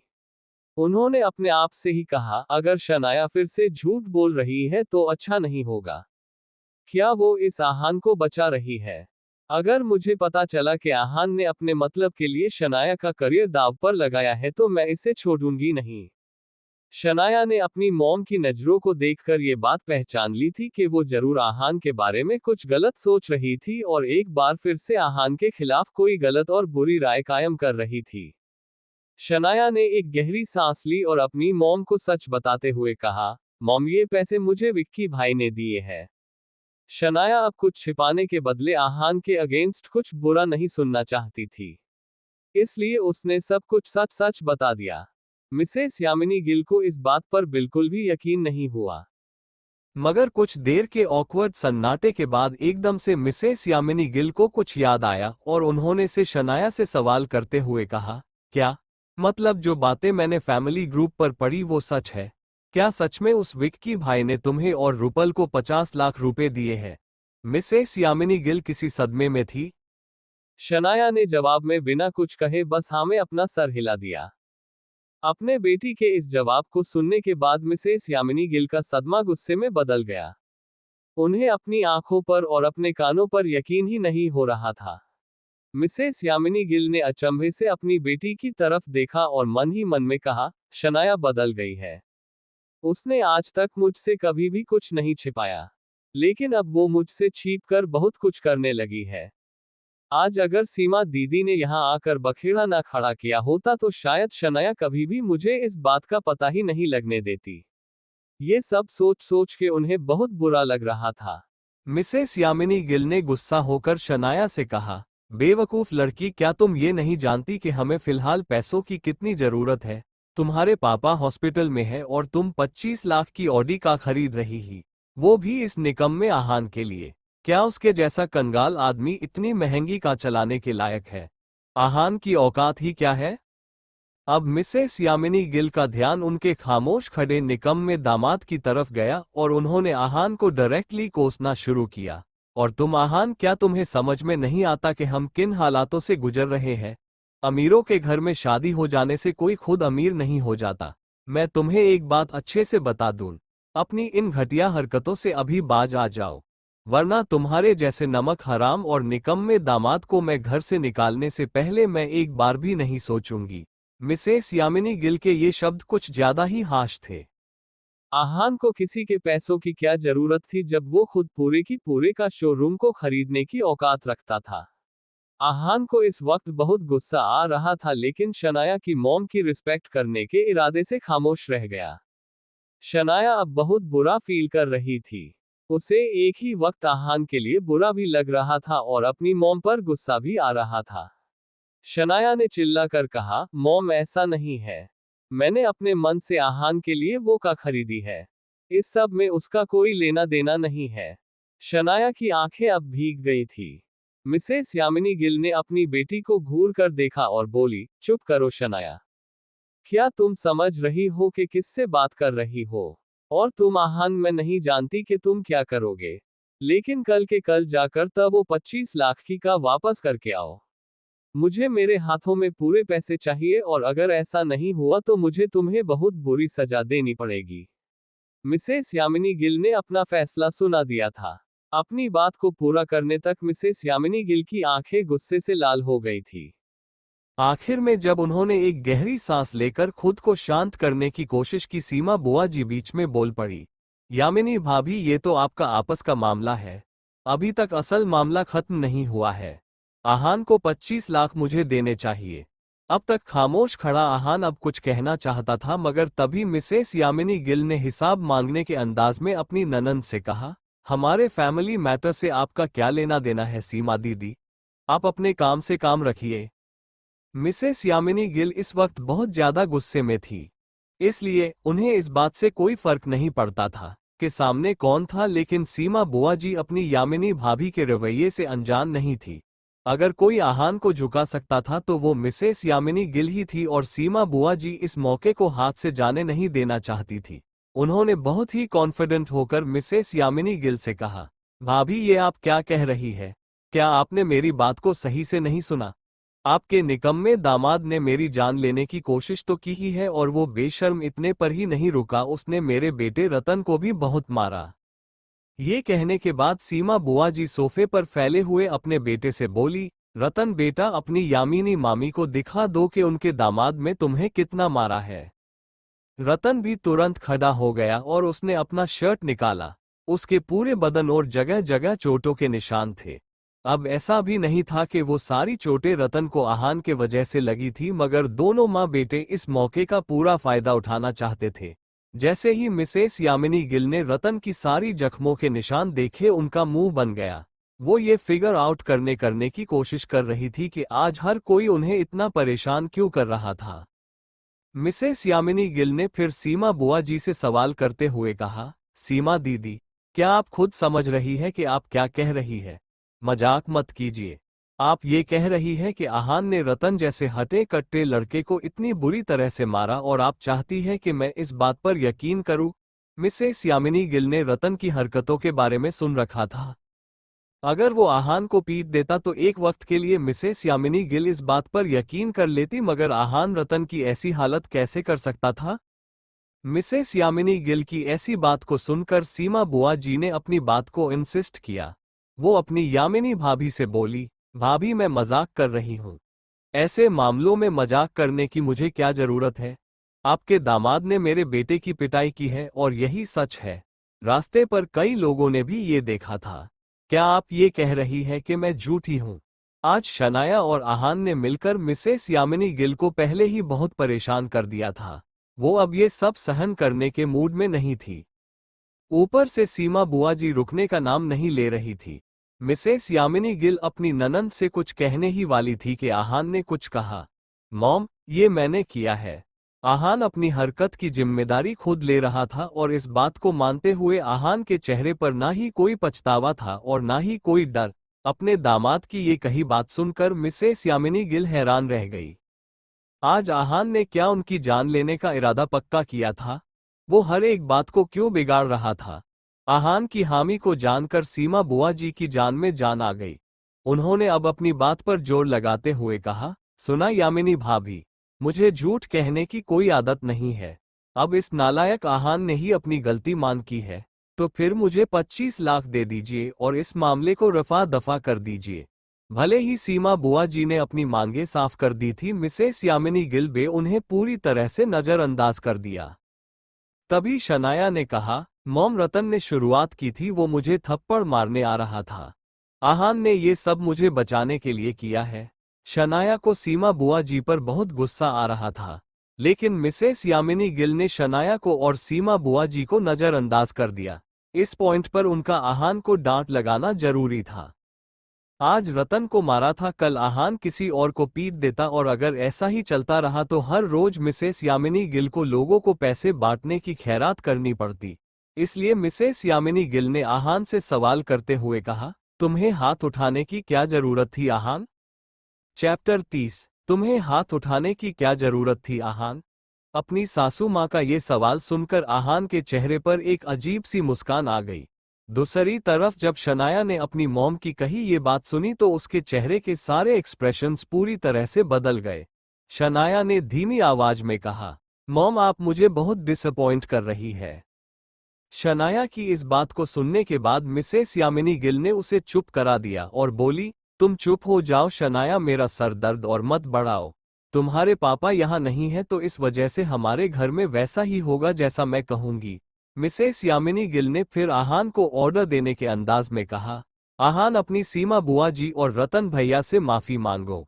माफी का जिक्र सुनते ही शनाया और आहान एक दूसरे की तरफ देखने लगे। सीमा बुआ जी ने अपनी भाभी से कहा, यामिनी भाभी, क्या आपको लग रहा है कि मैं और मेरा बेटा एक माफी से चुप हो जाएंगे? मिसेस यामिनी गिल को उसके ये ननंद अब इरिटेट कर रही थी।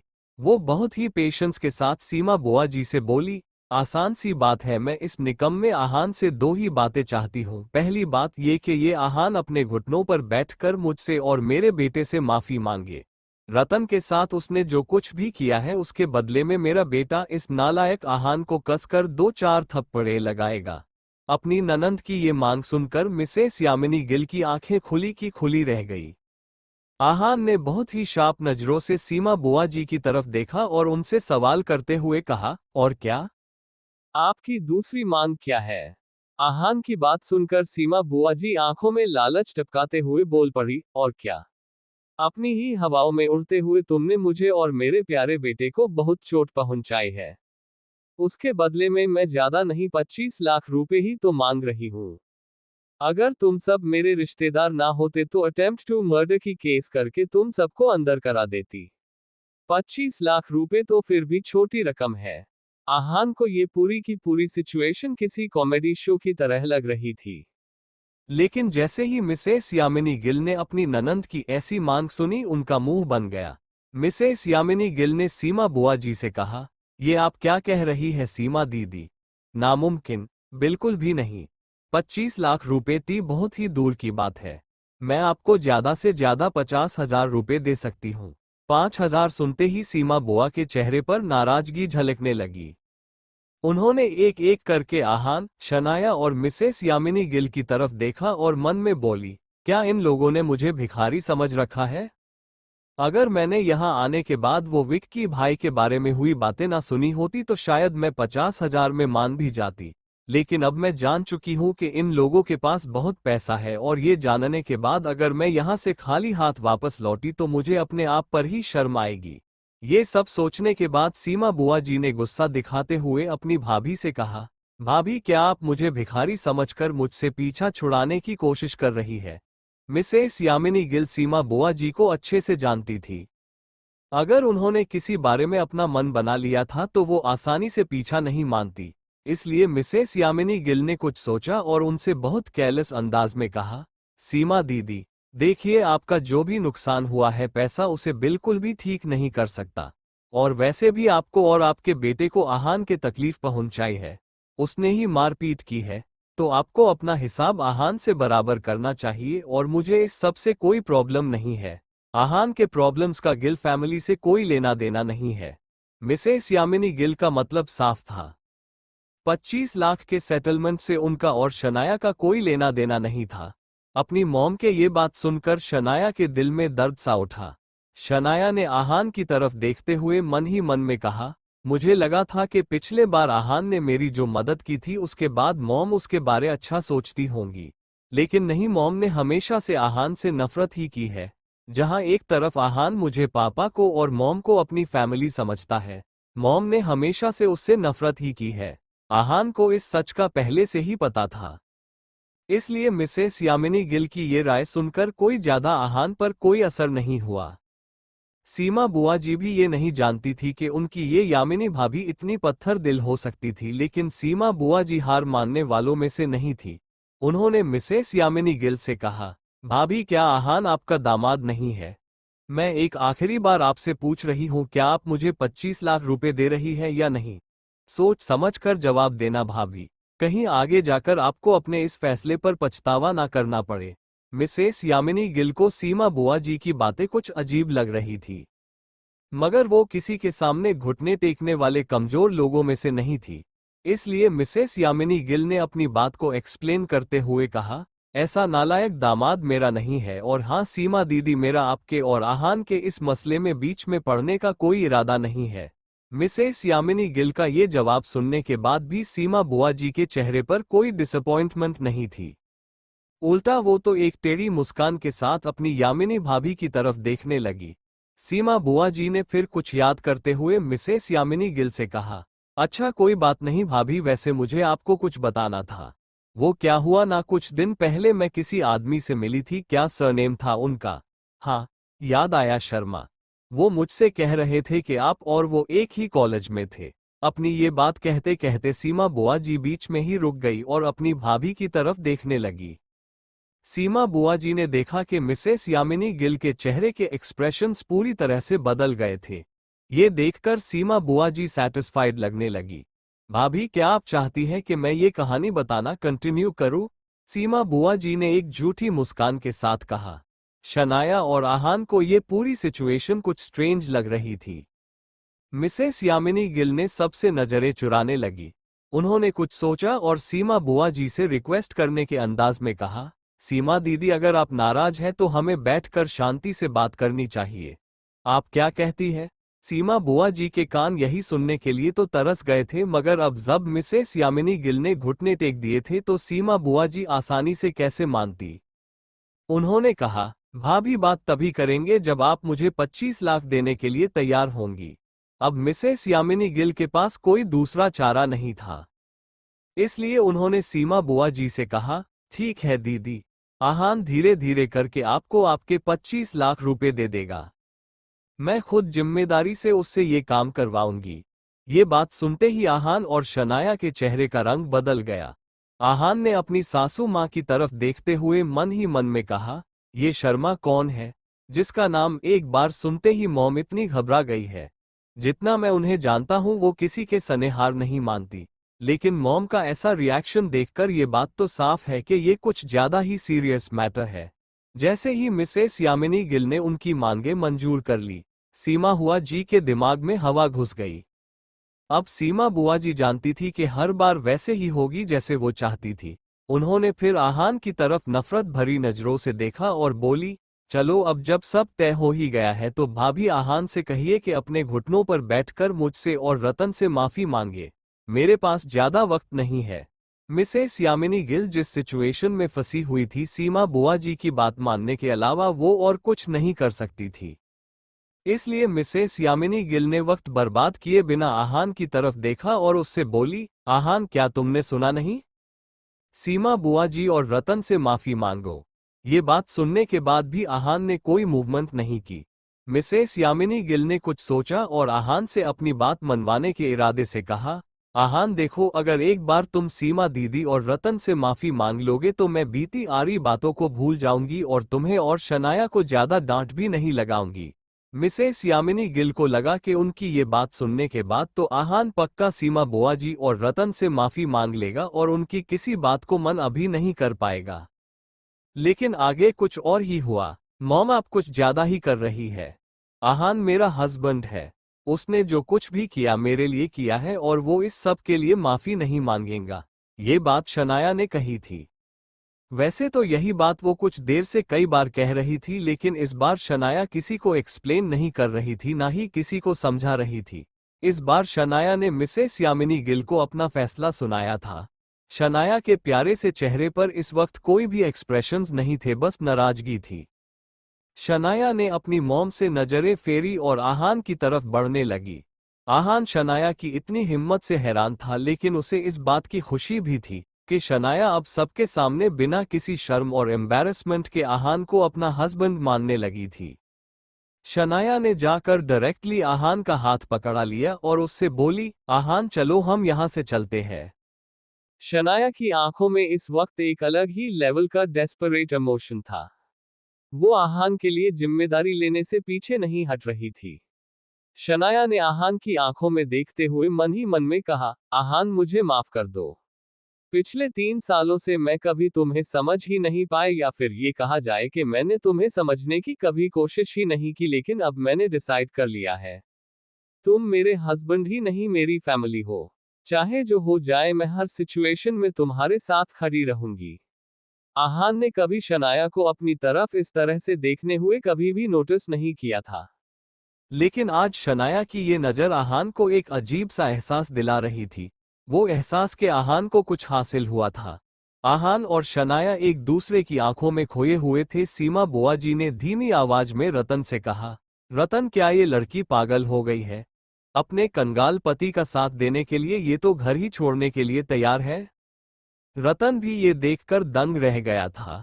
उसने अपनी माँ से कहा, हाँ माँ, लगता है कि इस आहान ने शनाया पर कोई काला जादू कर दिया है। 2 साल पहले जब हम यहाँ आए थे, शनाया इस आहान से सीधे मुंह बात भी नहीं करती थी और आज अचानक से इनका प्यार हम सबके सामने उछल रहा है। मिसेस यामिनी गिल के तो होश ही उड़ गए थे। वो अपनी बेटी के पास गई और उसके दूसरे हाथ को पकड़कर बोली, शनाया ये तुम क्या कह रही हो? चलते हैं। कहाँ चलते हैं? देखो शनाया, आज अगर तुम इस दरवाजे से बाहर चली गई तो वापस आने के बारे में सोचना भी मत। अपने जज्बातों में बहकर कोई भी उल्टा सीधा फैसला करने की जरूरत नहीं है। इस पॉइंट पर मिसेस यामिनी गिल अपना डर गुस्से के पीछे छिपा रही थी। उन्हें लगा कि थोड़ी डांट सुनकर शनाया अपना फैसला बदल देगी और अगर उसने ऐसा नहीं किया तो आहान को रोकना होगा। कुछ सोच के बाद फिर मिसेस यामिनी गिल ने आहान को डराते हुए कहा, और तुम भी आहान, आज जोश जोश में यहाँ से जाने के बाद कल अगर तुम शनाया को लेकर यहाँ आए तो गिल परिवार से अपने सारे रिश्ते तोड़ देना। अब क्या होगा? क्या आहान और शनाया गिल परिवार छोड़कर जाने वाले हैं? क्या मिसेस यामिनी गिल अपनी बेटी और दामाद को रोक पाएंगी? या फिर सीमा बुआ जी की किसी साजिश की वजह से सब कुछ बिगड़ जाएगा?